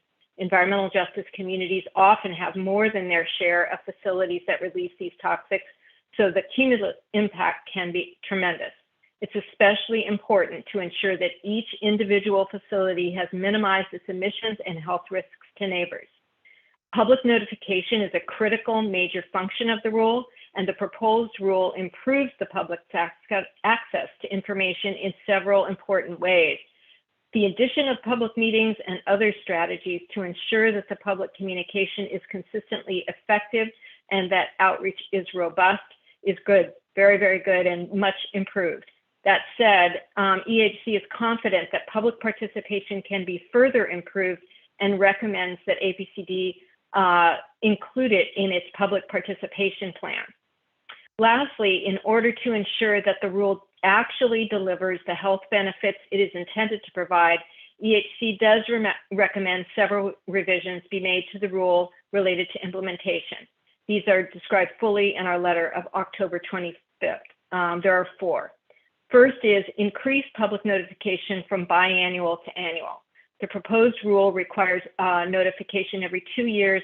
However, it is recommended that be changed to annual notification, and it's not an additional burden, as the source is required to provide annual progress reports to the district. Second recommended revision is to add a requirement to conduct an annual technology review to update on the availability of new emission reducing technologies that would advance the progress of the compliance. Third, in order to ensure that risk reduction occurs as expeditiously as possible, it's recommended to add a provision for the Air Pollution Control Officer to shorten the 5-year compliance period if it is possible to do so economically and from a public health perspective. And fourth, EHC recommends that Rule 1210 be amended to conform with the California Health and Safety Code by allowing just one 5-year extension after the initial 5-year compliance period for a total of 10 years to comply with getting to the significant risk threshold of 10 cancers per million. The current proposed rule allows the APCO to provide Ms. multiple Takborian, I would 3-year ask that you extensions. conclude your comments. Your time has ended. I'll just have one more sentence. Clerk, thank you very much. And while we appreciate that the rule does provide clear and strict requirements for request and approval of extensions, the outcome of these approvals could be prolonged and excessive emissions that expose the impacted community for decades. So we congratulate the board and encourage you to approve Rule 1210 with our recommended revisions, and believe that this is one of the most important environmental justice actions your board can take. Thank you very much. Thank you. Thank you. Our next caller is 3381. 3381. I ask that you please unmute yourself at this time and begin by stating your name for the record.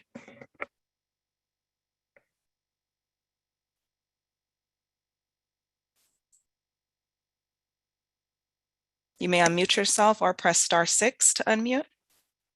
Please begin by stating your name for the record. Maritza Garcia.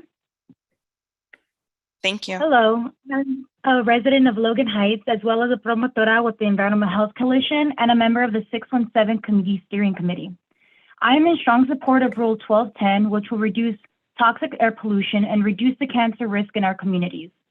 Unfortunately, we have many contributors to the constant pollution our community members are forced to live in daily, and just eliminated 1 or 2 will not truly change the issue. In my own family, I've had to say goodbye to my grandfather at an early age due to lung cancer, and my mother has had to endure multiple surgeries to try and fix her breathing problems with no permanent solution. But my story is not a unique one, as most of my friends and neighbors have similar situations in their families as well. We need to reduce the pollution from all contributors and stop this negative cycle of bad health in our community. It is also important for us to be informed of all the companies who are contributing to this pollution, and it should be done in a clear and easy to follow language so that nothing gets lost in translation. Maps and images can be a great way to ensure that this message gets across to all our community members. This issue has been around for decades, and there is no more time to waste for the companies who cause this pollution to be responsible for the cleanup of their air. We as the members of the community have suffered for too long, and many have lost their lives due to this issue, so we cannot wait any longer for it to be resolved. The health of our neighborhood is literally in your hands, and I encourage you to adopt this new rule today and ensure that industries reduce their pollution as soon as possible so our suffering can end. Thank you for your time. Thank you. Our next caller is 3656. Caller 3656, please unmute yourself at this time by pressing *6 or unmute.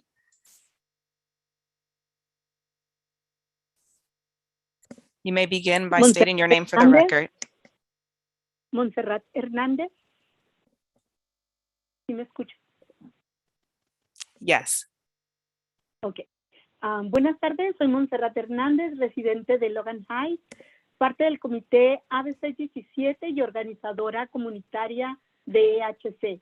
Yo apoyo la regla 1210 para reducir la contaminación tóxica del aire y el riesgo de cáncer en nuestras comunidades. Apoyo que se les exija a las industrias que reduzcan la contaminación si sus emisiones causan un riesgo de cáncer de más de 10 cánceres por millón. Aprecio los esfuerzos del personal y la Junta del Apcd para revisar esta regla y proteger la salud de la comunidad. Nuestras comunidades se ven afectadas con la peor contaminación del aire en el condado, y parte del problema es que tenemos otras fuentes de contaminación cerca de nuestras casas, por lo que reducir las emisiones de una industria es solo parte de la solución. Sabemos que la mayoría de los distritos de aire en California tienen un nivel de riesgo de cáncer mucho más bajo que San Diego, por lo que es hora de hacer lo correcto y reducir el riesgo de que nos sigamos enfermando. Tenemos derecho a tener aire limpio y Apcd debe exigir a las empresas que tienen más emisiones que las reduzcan lo antes posible. Gracias por tomar acción para proteger nuestra calidad de aire y nuestra salud. Gracias.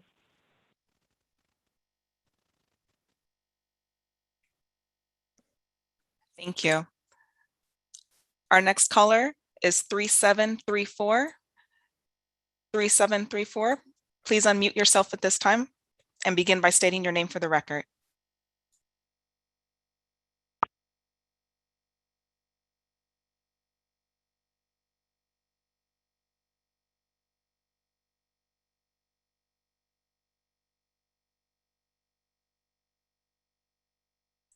¿Me 3734. escuchan? Yes. Yes.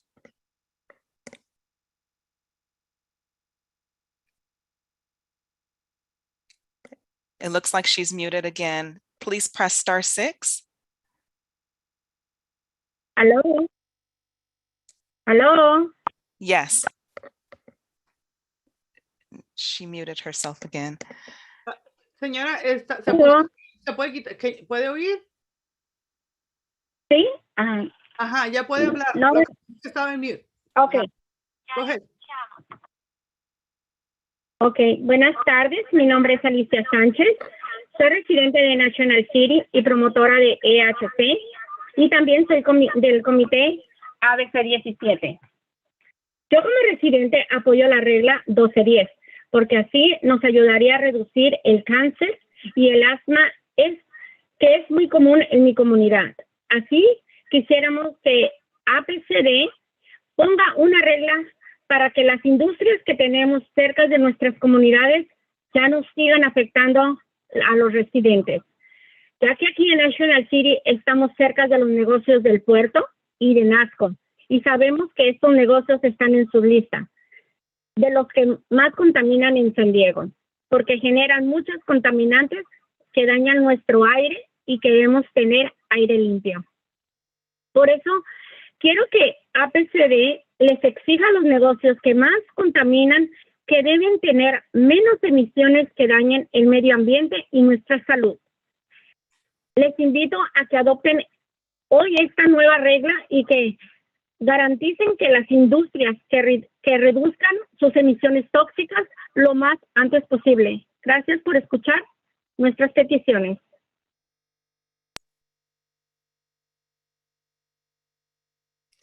Thank you. Our next caller is 4686. 4686, please press *6 to unmute yourself at this time and begin by stating your name for the record. Good evening. My name is Naomi Sanchez. My family and I live in Barrio Logan, and I am a promotora with EHC and a former member of the AB 617 steering committee.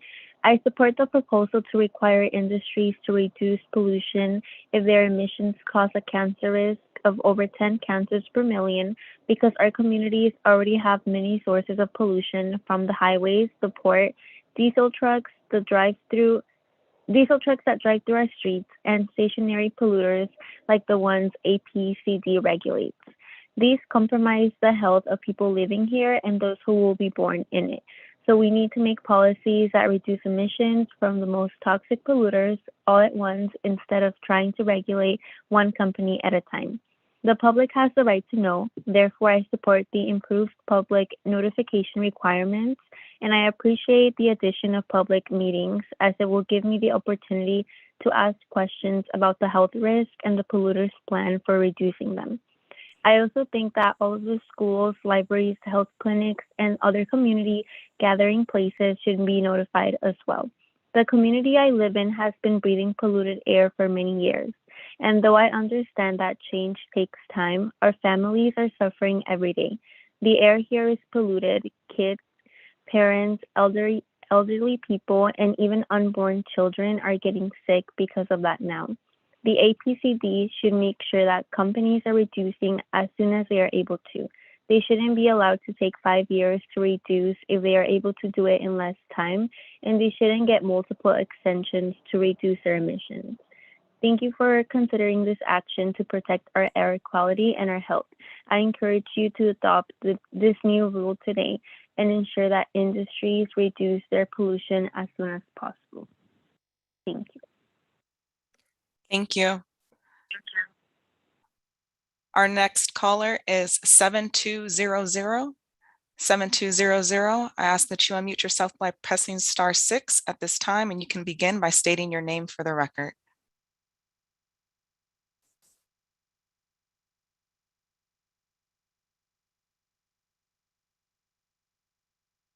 Caller 7200.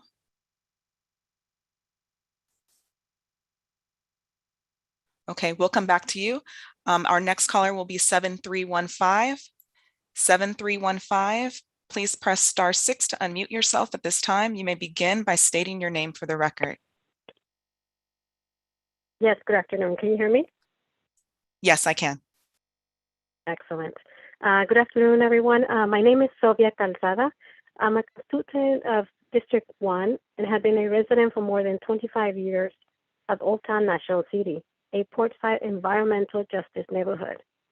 As a resident of the Portside and a community health promotora for Environmental Health Coalition, and also a member of the AB 617 Community Steering Committee, I am asking the board to support Rule 1210.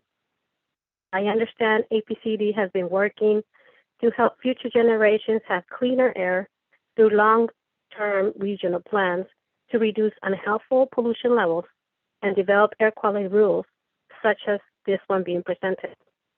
As a patient of asthma who has been suffering from the results of polluted air, I need the board to require industry to significantly reduce the cancer risk in our communities.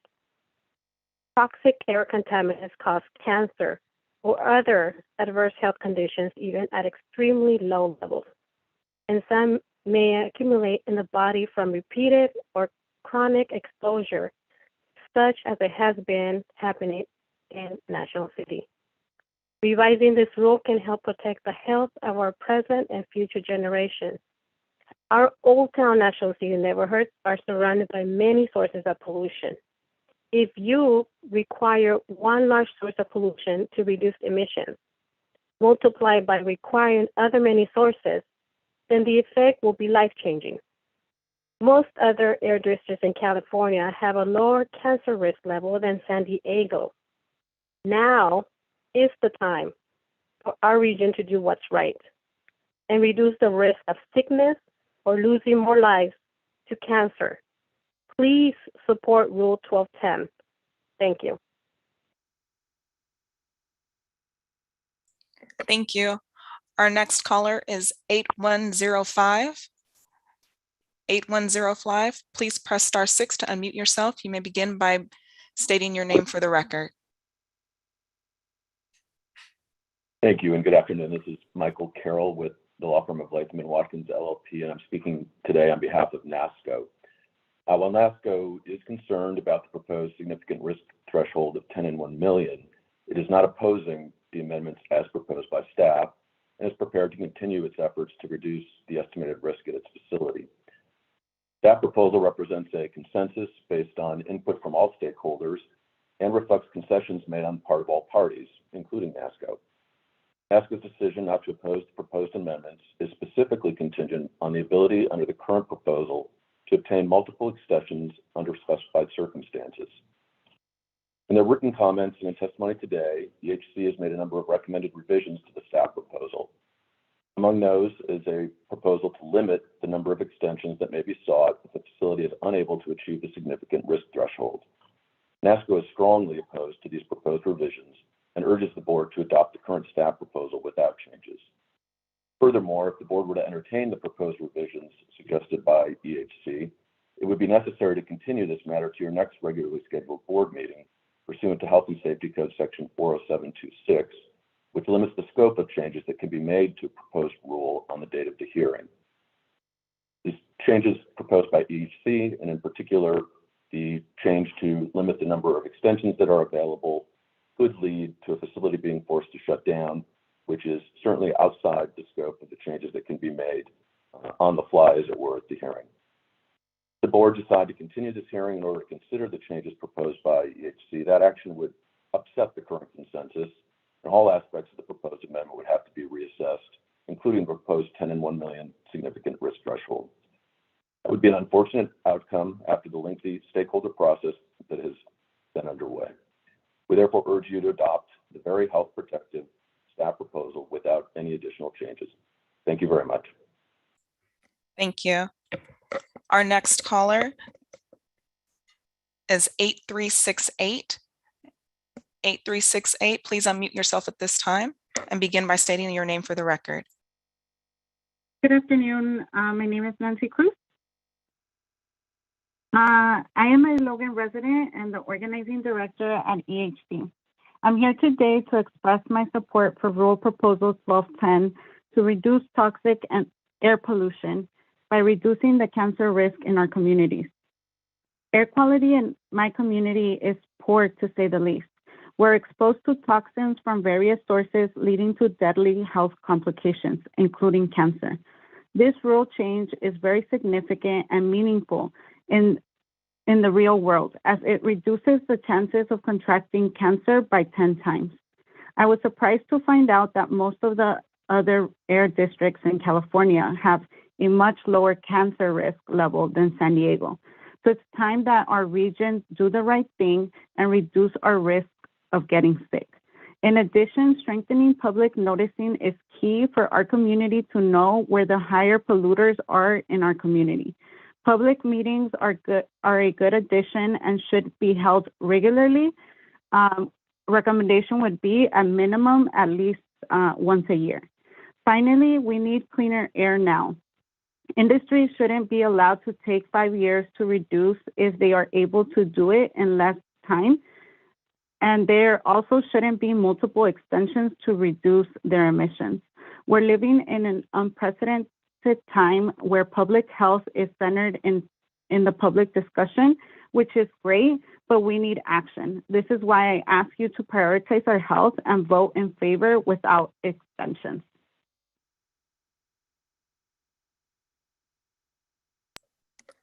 Thank you. Our next caller is 8764. 8764, please unmute yourself at this time. You may begin by stating your name for the record. You may unmute yourself by pressing *6. Thank you. My name is Sarah Giobbi, and I'm the Manager of Environmental Engineering for NASCO and a member of the AB 617 Steering Committee.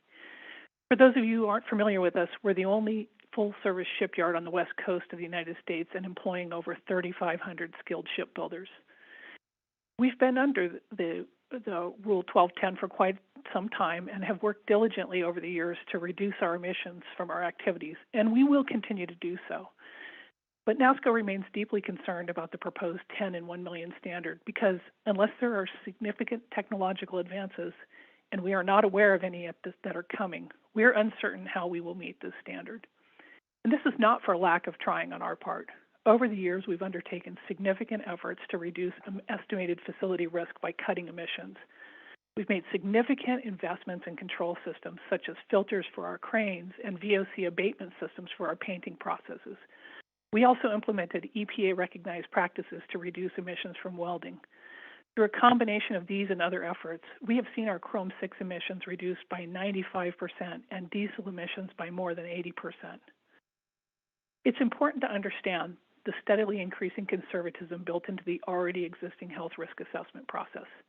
For NASCO and other stationary sources, this means that estimated risk has been going up over time, even as emissions have been steadily decreasing. In our case, although we have substantially decreased emissions, the estimated risk is now almost 3 times higher than historic levels. It is important to remember that the methods are, by design, overly conservative and may change over time. But what this means for us is that the way that 10 in 1 million is determined today may be very different from how 10 in 1 million will be determined in the future. For businesses, this makes planning for the future extremely challenging. Because of the uncertainties involved, we feel it is imperative to preserve the flexibility to obtain extensions to the compliance deadline if a facility is unable to meet the threshold despite all reasonable efforts. Without retaining these provisions, the rule amendments could ultimately require facilities like ours to cease operations, resulting in immediate implications for our business, our customers, and our employees. Even with these concerns, NASCO is prepared to withdraw its opposition and accept the current staff proposal, and we will continue to undertake the best efforts to achieve the much more stringent standards. We're committed to preventing pollution and protecting the environment and supporting the mutual goal of cleaner air for all. But we really encourage the board to accept the current proposal. Thank you very much for your consideration. Thank you. Our next caller is 3527. 3527.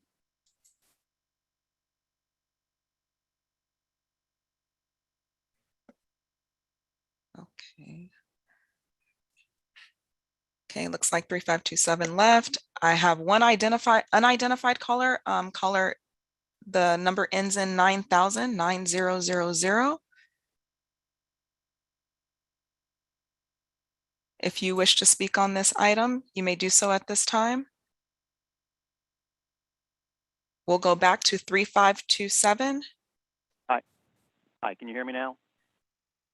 Hello? Yes. Were you calling to speak on this item, on item 4? Yes, I was. I originally called on 7200, but for some reason I've been unable to unmute myself on that line. Okay. Please begin by stating your name for the record. Thank you. Good afternoon, Chair Vargas and members of the governing board. My name is Jack Monger, and I'm the CEO of the Industrial Environmental Association, or IEA. IEA includes several members which are affected by Rule 1210, and I'd like to begin my comments today by conveying that IEA members support efforts to reduce risk in the community. And as noted in our letter to Chair Vargas on October 22nd, we do not oppose the amendments to Rule 1210. I'm sure that many of you saw the Voice of San Diego article earlier this week regarding this proposed rule. I think that article was inflammatory and really sought to create a divide between the stakeholders that have worked for months on this issue. Among other things, it would have the reader believe that industry is opposed to this rule, and that could not be further from the truth. IEA and its membership do not oppose the updates to Rule 1210, nor do we oppose reducing cancer risk for residents near industrial facilities. For IEA, it has always been about how we go about reducing those emissions and finding ways to accomplish that with the least impact on jobs and operations. That's a balance that ensures clean air and economic prosperity. In that regard, we want to thank the district staff for their accessibility over the last 10 months through many hours of workshops and meetings as we all, and all stakeholders sought clarification on issues of concern to our members. We look forward to continuing our working relationship with the district as we all strive for cleaner environment and good jobs. However, we should all be concerned with the findings of the socioeconomic impact analysis in this report, which projected a loss of more than 600 jobs over the next 10 years as a result of these rule amendments. This job loss impacts the very neighborhoods this rule is meant to protect, reducing annual labor income by $3 million. I'm reminded, Board Member Fletcher, of your visits to Solar Turbines Harbor Drive facility. Over the past 2 years, you've been kind enough to tour that facility at least twice, including once with your wife, Lorena. And at that visit, you spoke with employee representative Tiffany about the importance and challenges of protecting good-paying union jobs like those at Solar Turbines and NASCO. Clearly, all stakeholders are challenged to preserve jobs and improve air quality in San Diego. IEA remains committed to working with the Air District and this board in a collaborative manner to meet that challenge. Thank you for the opportunity to comment on this important issue. Thank you. Our next caller is 9227. 9227. Hi, my name is Maria Gomez, and I'm a resident on a street that's basically in the belly of the beast of one of these facilities, the Superior Ready Mix on Mission Gorge, that's been basically emitting emissions in a greater than 10 and 1 million cancer risk. So first of all, I want to commend Supervisor Fletcher and the board for recognizing the importance of this issue and having brought this motion forward throughout the last few years. And while I'm overjoyed, obviously, at the proposed amendment that's going to reduce the threshold by which these facilities have to actually mitigate the cancer risk through their emissions, I'm disappointed by two aspects of this amendment. First, I think that if you were to ask the average San Diegan and you were to explain to them this whole system of risk calculation, the 1 in 1 million, 10 in 1 million threshold, I think the average San Diegan would tell you that their expectation is that when they buy a house, they're living in an area and they're breathing air that is less than 1 in 1 million, not 10 in 1 million. And so by establishing a threshold of 10 in 1 million, we're basically telling facilities that, you know, you're able to emit emissions that raise the cancer risk 9.9 times greater than what is considered clean air. And so we're not talking about areas where we're working or areas where we're driving through. We're talking about an area where we're living every single day. And especially now with the pandemic, we're all home. We're working from home every single day. And so for those of you on the board that have children and you go home and you play with your kids in your front yard and your backyard, I hope you think of the community members that are affected by living near these facilities. And I hate to make it personal, but clean air is personal. I can't even afford to sell my house right now and move into a similar neighborhood and buy another house in an area that is not 10 times greater cancer risk. And I have a 4-year-old that I'd like to play with outside. And so while I'm overjoyed at this amendment, I don't think that it goes far enough. And secondly, I think that the timeline established for companies is too lenient. This whole system of giving them 5 years with another 3-year extension, and when we consider that it can take several years for the county to do a health risk assessment with current emission levels, not emission levels from 5 years ago, but current emission levels, which are going to be the ones that we're going to need for this new amendment, that means that we could potentially be waiting another 10 years, 10 plus years to see these changes implemented. And so while I'm very grateful for how far we've come, and for the board and its role in proposing this amendment, I strongly believe that the threshold should be the same threshold that we consider clean and normal air everywhere else everywhere that we live. Thank you. Thank you. Our last caller is 3527. 3527, I'd ask that you unmute yourself at this time by pressing *6.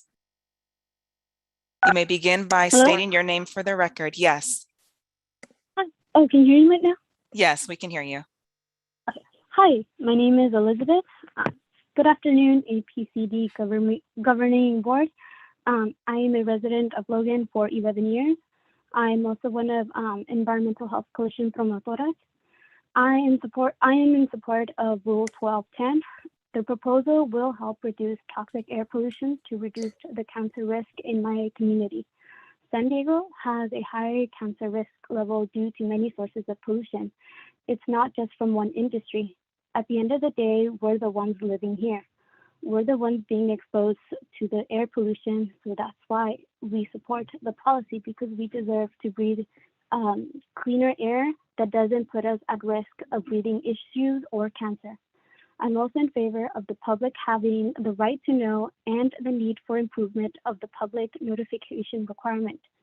This notification must be clear and easily accessible by everyone, and will help to include maps or images to help give the community a visual explanation of what these polluters are doing to clean up their operations. Lastly, it's important for emissions to be reduced as quickly as possible. Logan residents have been breathing polluted air for decades. We can't wait any longer because people's health will get worse. Our health is the one being impacted and at risk. APCD should hold companies accountable for reducing their emissions as soon as possible. Industry shouldn't be allowed to take 5 years or be given multiple extensions. I want to thank the board again for taking into consideration the action to protect our air quality and community's health. Thank you. Thank you, Madam Chair. That concludes public comment on this item. Thank you. We have a motion and a second. Member Gomez and then Member Chu.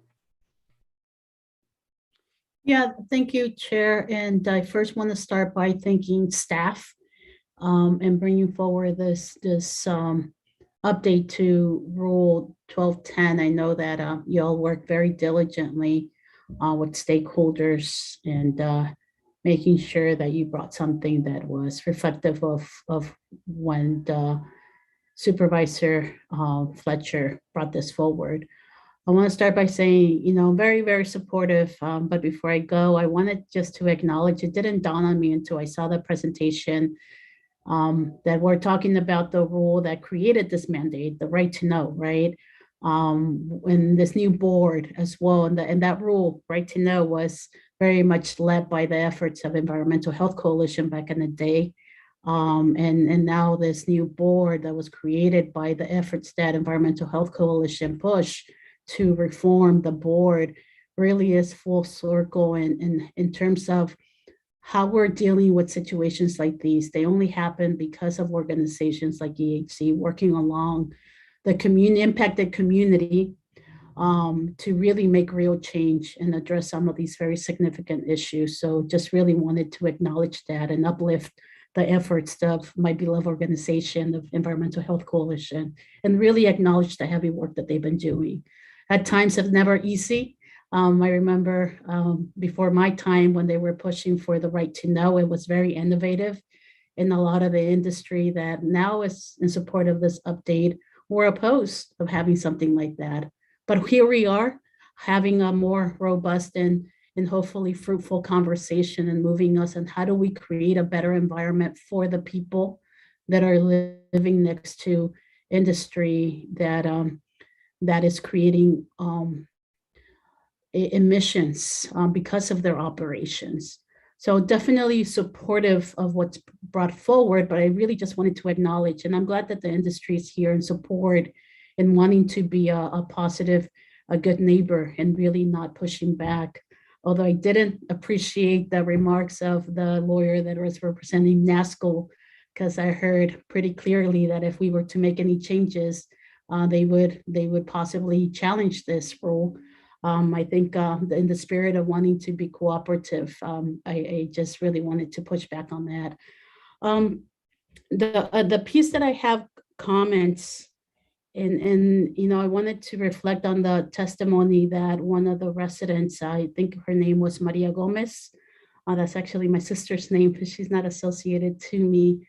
The reality is that, we're talking about 100 million or 10 million. The reality is that it should be zero. Right? We don't want to create cancer or create an environment that could lead to cancer. That is really the reality, right?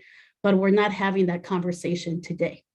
And hopefully in the future, as technology becomes much cleaner, we can actually have that conversation, because it should be zero. That to me would be a successful outcome, that we're actually eliminating these health potential impacts. But that's not where we are. This is where we are, and we're trying to, bring our policies up to par with other agencies that actually have had lower thresholds, and that has not impacted or have closed any industries because of the rules. So we just really wanted to acknowledge that. But the other piece is that, I just want to ask staff, and this is maybe a future conversation, because this is not cumulative, right? This is about the individuals themselves. Member Gomez, yes. So this threshold that we're proposing here would apply to each stationary source. Yeah, and I asked that because that is a future conversation that I would like us to have, because these communities that have these high thresholds don't live in isolation, right? The person living in Barrio Logan is not just breathing the air from NASCO, right? And I think we do owe it to the residents in these hot areas to really have a cumulative conversation, because that's the reality that they have every single day. So I know that we have a lot in the pipeline in terms of bringing you updates and doing a lot to be more responsive to residents in our region to have cleaner air. But I definitely want to flag that should be a conversation that we should be having, just because every person that lives in these hot zones or in these areas that have high concentration don't breathe in isolation. So really would love for us to have that cumulative conversation as we move forward when the time is appropriate. I know that there's a motion, and I'm supportive of that motion. My only request would be that we actually do add, because in the sake of transparency, and this is going to be very much reflective on technology, which that's why I understand and support having the potential extensions for some of these industries, but it's very much dependent on technology. And I know staff is going to be very proactive in analyzing that technology, that we do also incorporate the report in the technology updates that they are. So that would be my only friendly amendment to the motion, that we incorporate a up-to-date technology report that is also added to and I know staff is going to be doing it. So I just think that's a form of transparency. I think that's great, and I appreciate it. There were 3 items that I was going to ask Chair Fletcher to accept, which was annual notification, adding technology reviews in the annual progress report, and integrating additional engagement methods as the public participation advances. And so, that would be great. Yeah, I'm happy to accept those 3 amendments to it, and just to make clear, we'll be doing those: the monitoring, the technology reviews, and the ongoing engagement. Yep, and I'll support the motions. We're good. All right, number 2. Thank you. Number 2. Thank you. And I want to start out by thanking Supervisor Fletcher for bringing this point forward some years ago. I think it would be embarrassing, and is embarrassing, for me to be part of a county or community, a region in California that allows air pollution to be greater than other parts of California, when we have the means and ability to clean that air, and to at least notify our residents that the air is polluted and that is causing potential cancer risks. So I'm very much in support of this action that we're about to take to amend this rule. I have a few specific questions for staff for Miami. One is,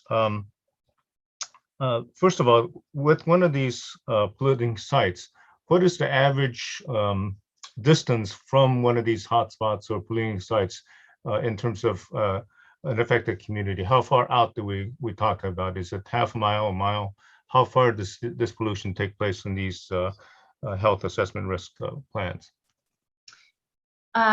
Member Shu, thank you for your question. So the distances vary. But that is a parameter that we take into consideration when we conduct the health risk assessments.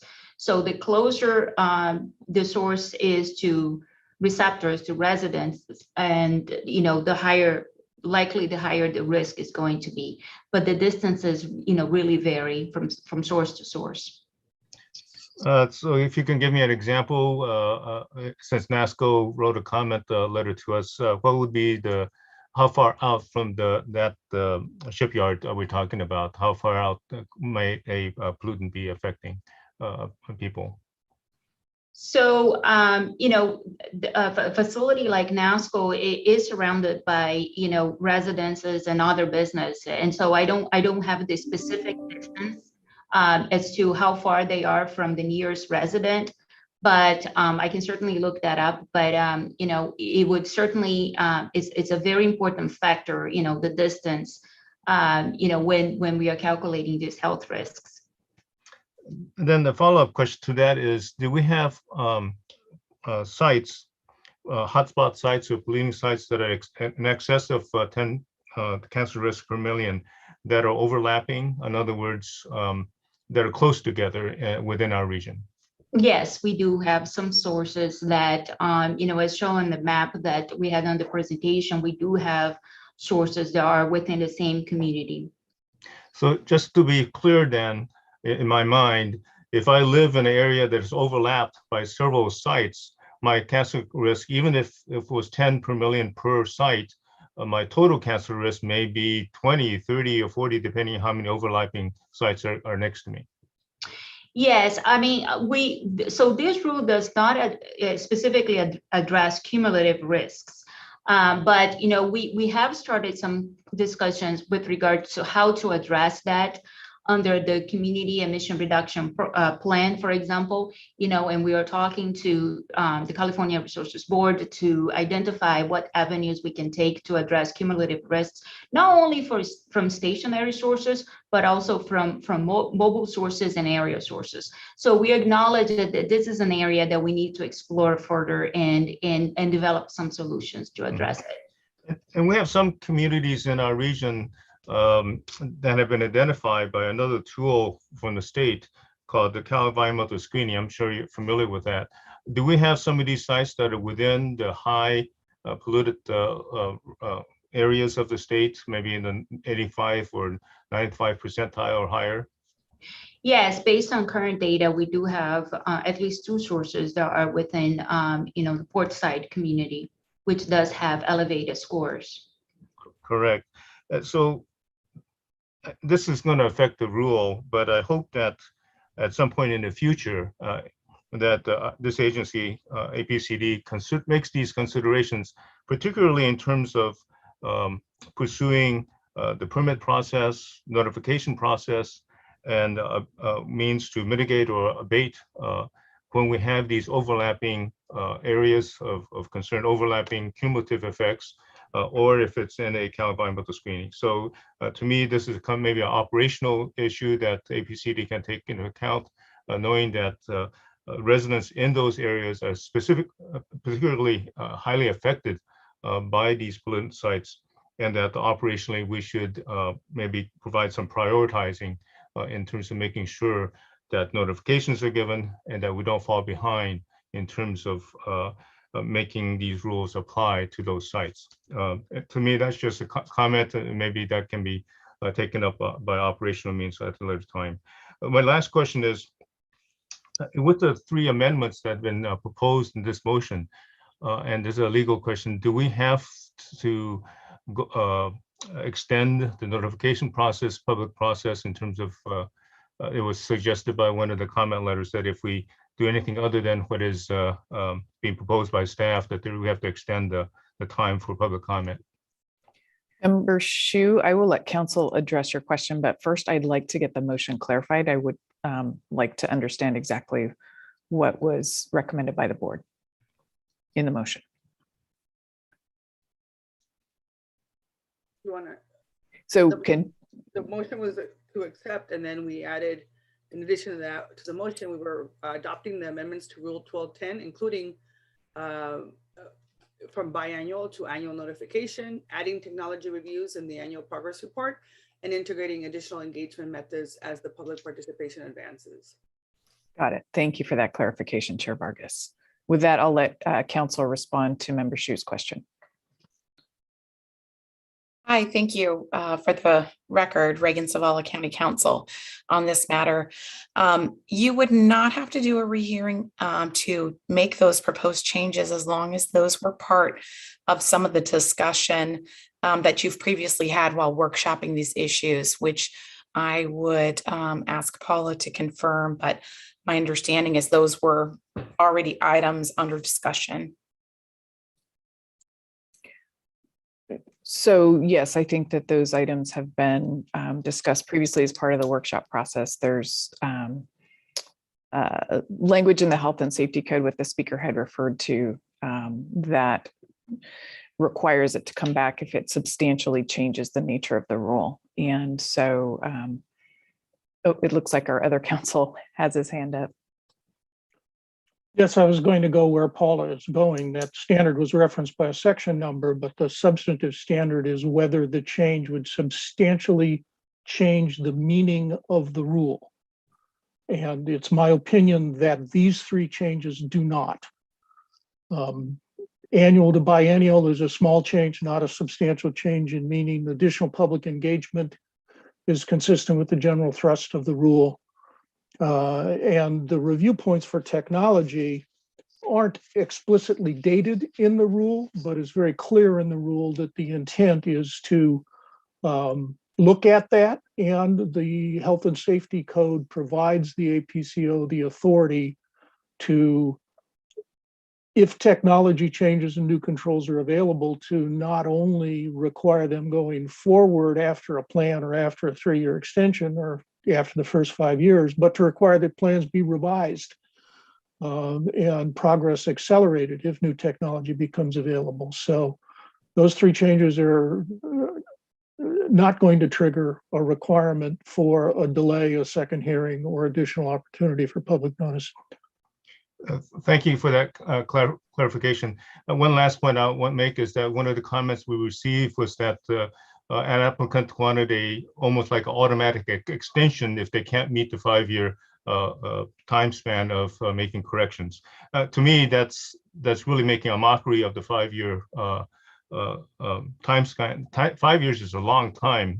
If one of my neighbors is polluting my neighborhood next door to me and I'm having an adverse effect, why would I give them an automatic 3-year extension to something that's already affecting my health? In fact, I like the idea that our standard should be 0 per million, not 10 per million. So that should be something we should be thinking about. Thank you so much for taking my comments and questions. Thank you. Thank you, Council. Member Ilo Rivera and then Member Medina. Thank you, Chair. I'm going to remember to take my hand down now so I don't forget later.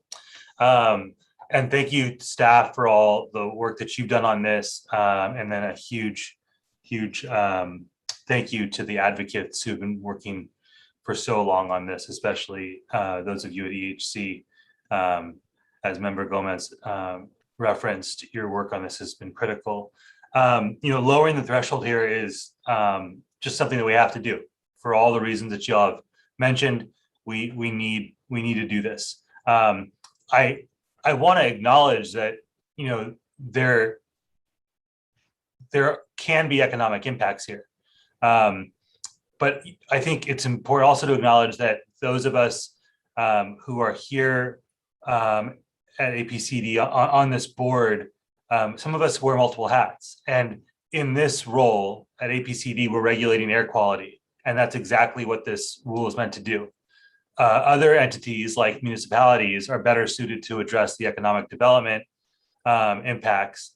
And I welcome industry stakeholders, especially those who represent the workers impacted, to engage city leaders like myself on those economic impacts.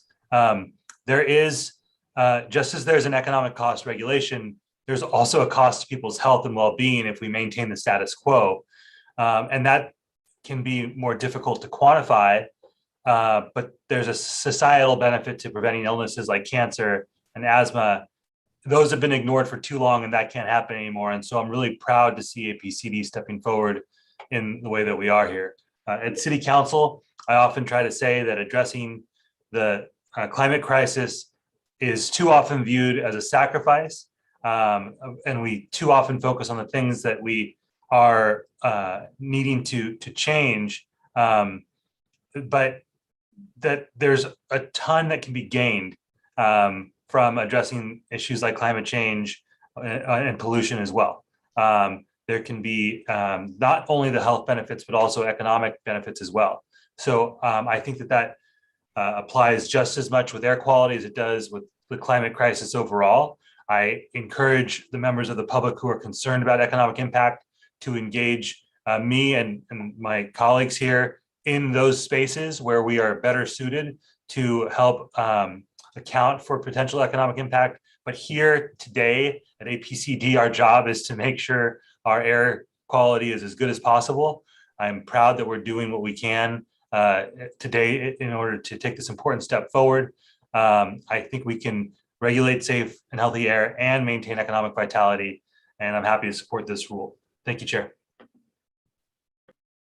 Member Medina? Thank you, Chair. And I'd like to thank all the members of the public who spoke on this issue and who have been working tirelessly to, whether it be in the community emission reduction plan or AB 617, and also all the way through years of working on this issue. I'd like to say a couple of things in regards to some of the process by which this rule will be implemented. And I'm supportive of the concerns for this 5-year time period plus the extensions. And at the same time, I think we have several mechanisms to try and expedite that, whether it be by technology improvement or really the movement of the science. But there's also a mechanism. Each of these devices that will be regulated need to go through a permitting process, and so that is not part of the timeline that is in this rule. And so I would like to hear from the staff as to what is their capability to process those permits in a timely basis to make sure that we try and expedite the implementation of the rule. And if there's any support that they need from the board in order to accomplish that we hear about it and that we follow it up. So that would be my concern. And I also applaud the movement to an annual reporting and progress reports and making those available to the community. And I understand that with the new push to really raise the awareness and increase the availability of information to the public by the several mechanisms that are either the new website, the public participation plan, and that also staff really makes a commitment to releasing that information on a timely basis and use every instrument possible to inform the community. As Member Gomez said, this started as a right to know, and I want to make sure that we follow that principle. So just like to ask the question, and then I will give my support to the motion. Member Medina, you are correct that most of the risk reduction plans would require a permit application to implement the proposed modifications to reduce toxic pollutants and consequently the health risks.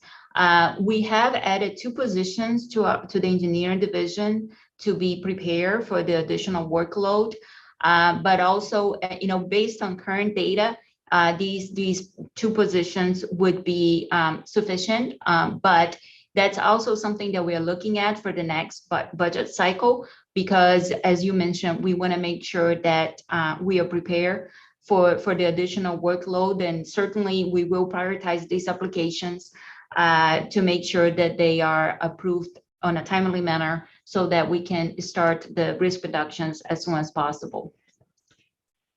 Thank you. Okay, thank you, everyone. So we have a motion and a second with some added amendments. And so I will turn it over now to Madam Clerk to call the roll, please. Thank you, Chair Vargas. Member Bush? Bush, yes. Member Ilo Rivera? Ilo Rivera, yes. Member Fletcher? Fletcher, aye. Member Gomez? Gomez, yes. Member Medina? Medina, aye. Member Shu? Shu, aye. Vice Chair Sanchez? Sanchez, aye. Chair Vargas? Vargas, aye. Thank you. That motion passes with all board members who are present voting aye. So important. Yay. Thank you, everyone. Thank you. Also, thank you for everyone who called in today, Environmental Health Coalition, and thank you, Chair Fletcher.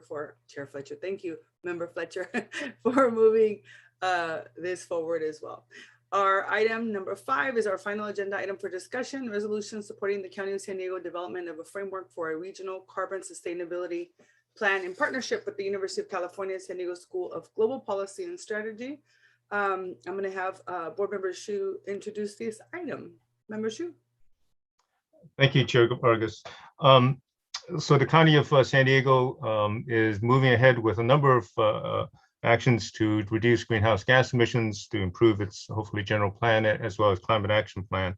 And then this other action to have a decarbonization framework, and working with the University of California, San Diego School of Global Policy and Strategies. As we know, reducing greenhouse gas emissions has a co-benefit of improving air quality, number of pollutants.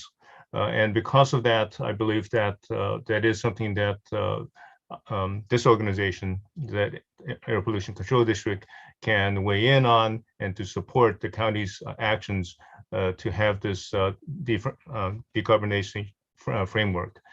So with that, I believed a resolution would clarify this matter for staff, that this is something that we want to support, and that we as a board and organization will work with the county on its decarbonization framework, and help in that it will have a real co-benefit of improving our air quality.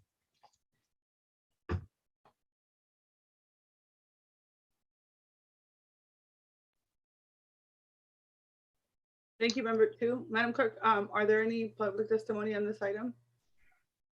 Thank you, Madam Chair. We have received no requests from members of the public to speak on this item. And so, I'm sorry, did you make a motion, Member 2? I will so move now that there are no comments. Yes, to accept this resolution and have the support of all the board members. I'll be happy to second, Chair Gomez. Fantastic. Any other member comments? Chair Vargas, if I may make a comment? Yes, ma'am.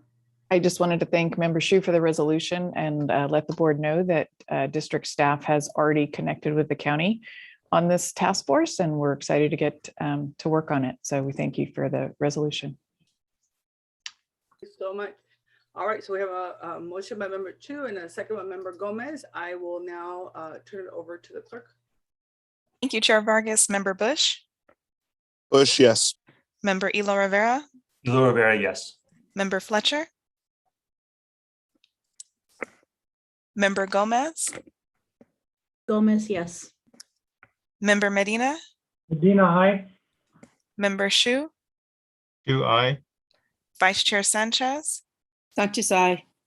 Chair Vargas? Vargas, aye. Thank you. That motion passes with those board members who are present voting aye. Right. All right, I think that is the last item on our agenda. Oh wait, we have the.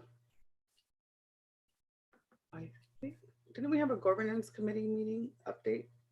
I was going to do, yeah, I don't have it. in front of Yes, me. the next item before your board is the board member updates. All right, so we're gonna go ahead and I'm gonna ask Ms. Paula Forbes. Thank you very much for your work today. We appreciate you. We're gonna give you an update, but because we're giving an update on the on our executive director search, we're just gonna go ahead and thank you. Let me see. Let me get this.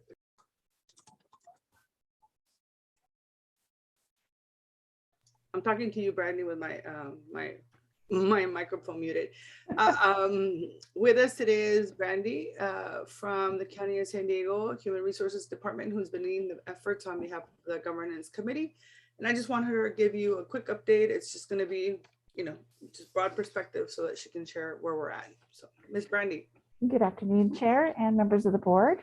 Thank you for having me today. So we had the recruitment open for the officer from August 23rd, and we suspended the recruitment on October 29th. So a solid couple of months.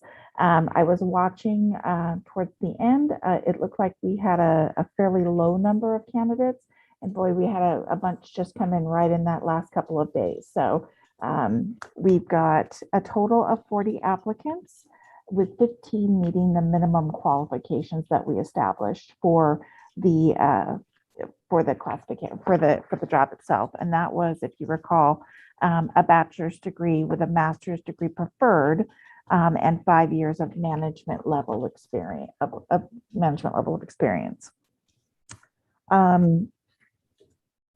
So going forward, we'll be sharing the qualified applicants' resumes with the governance committee.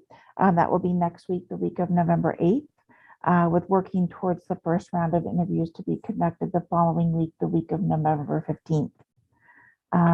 The week of November 29th, after the holiday, the top candidates will be interviewed by the full APCD board. And should we arrive at a selection at that point, we'll be doing reference checks and social media checks the following week, December 6th. We'll be doing our background check and pre-employment medical clearances the following week, December 13th, and making an announcement at the January APCD board meeting of the selected candidate. Are there any questions that you all might have for me that you're looking for, just briefings on the candidates, or? I think we're gonna minimize any information regarding the candidates. Got it. Because there's, you know, just the quantity at this point, yeah. which was 15 that we'll be working with, and we'll pare that down. Okay. Any other comments? I just want to make sure you all got an update of where we were. I want to say thank you to the governance committee. We have a lot of work ahead of us. Thank you, Brandy, for that. We are our next governing board meeting is going to be APCD governing board meeting is December 9th, and I don't remember what the actual date for the governance committee is, but it's coming up. I think it's next week or so. So anyway, I just want to say thank you, everyone. That concludes the business for the day. Our next meeting for the APCD. Chair Vargas. Yes, ma'am. So item G was board member updates, and then item H was governance ad hoc committee report. So I'm not sure if there are board member updates that need to be discussed. Oh, okay. I'm sorry. It wasn't on my, I have like 3 different things happening on my agenda. So no problem. I thank you for keeping me on track. Now, are there any more board member updates? Nope. Okay. And then the ad hoc committee meetings was the governance committee report. So I think we're good, right? Correct. I just want to make sure we got item G in there. We got to.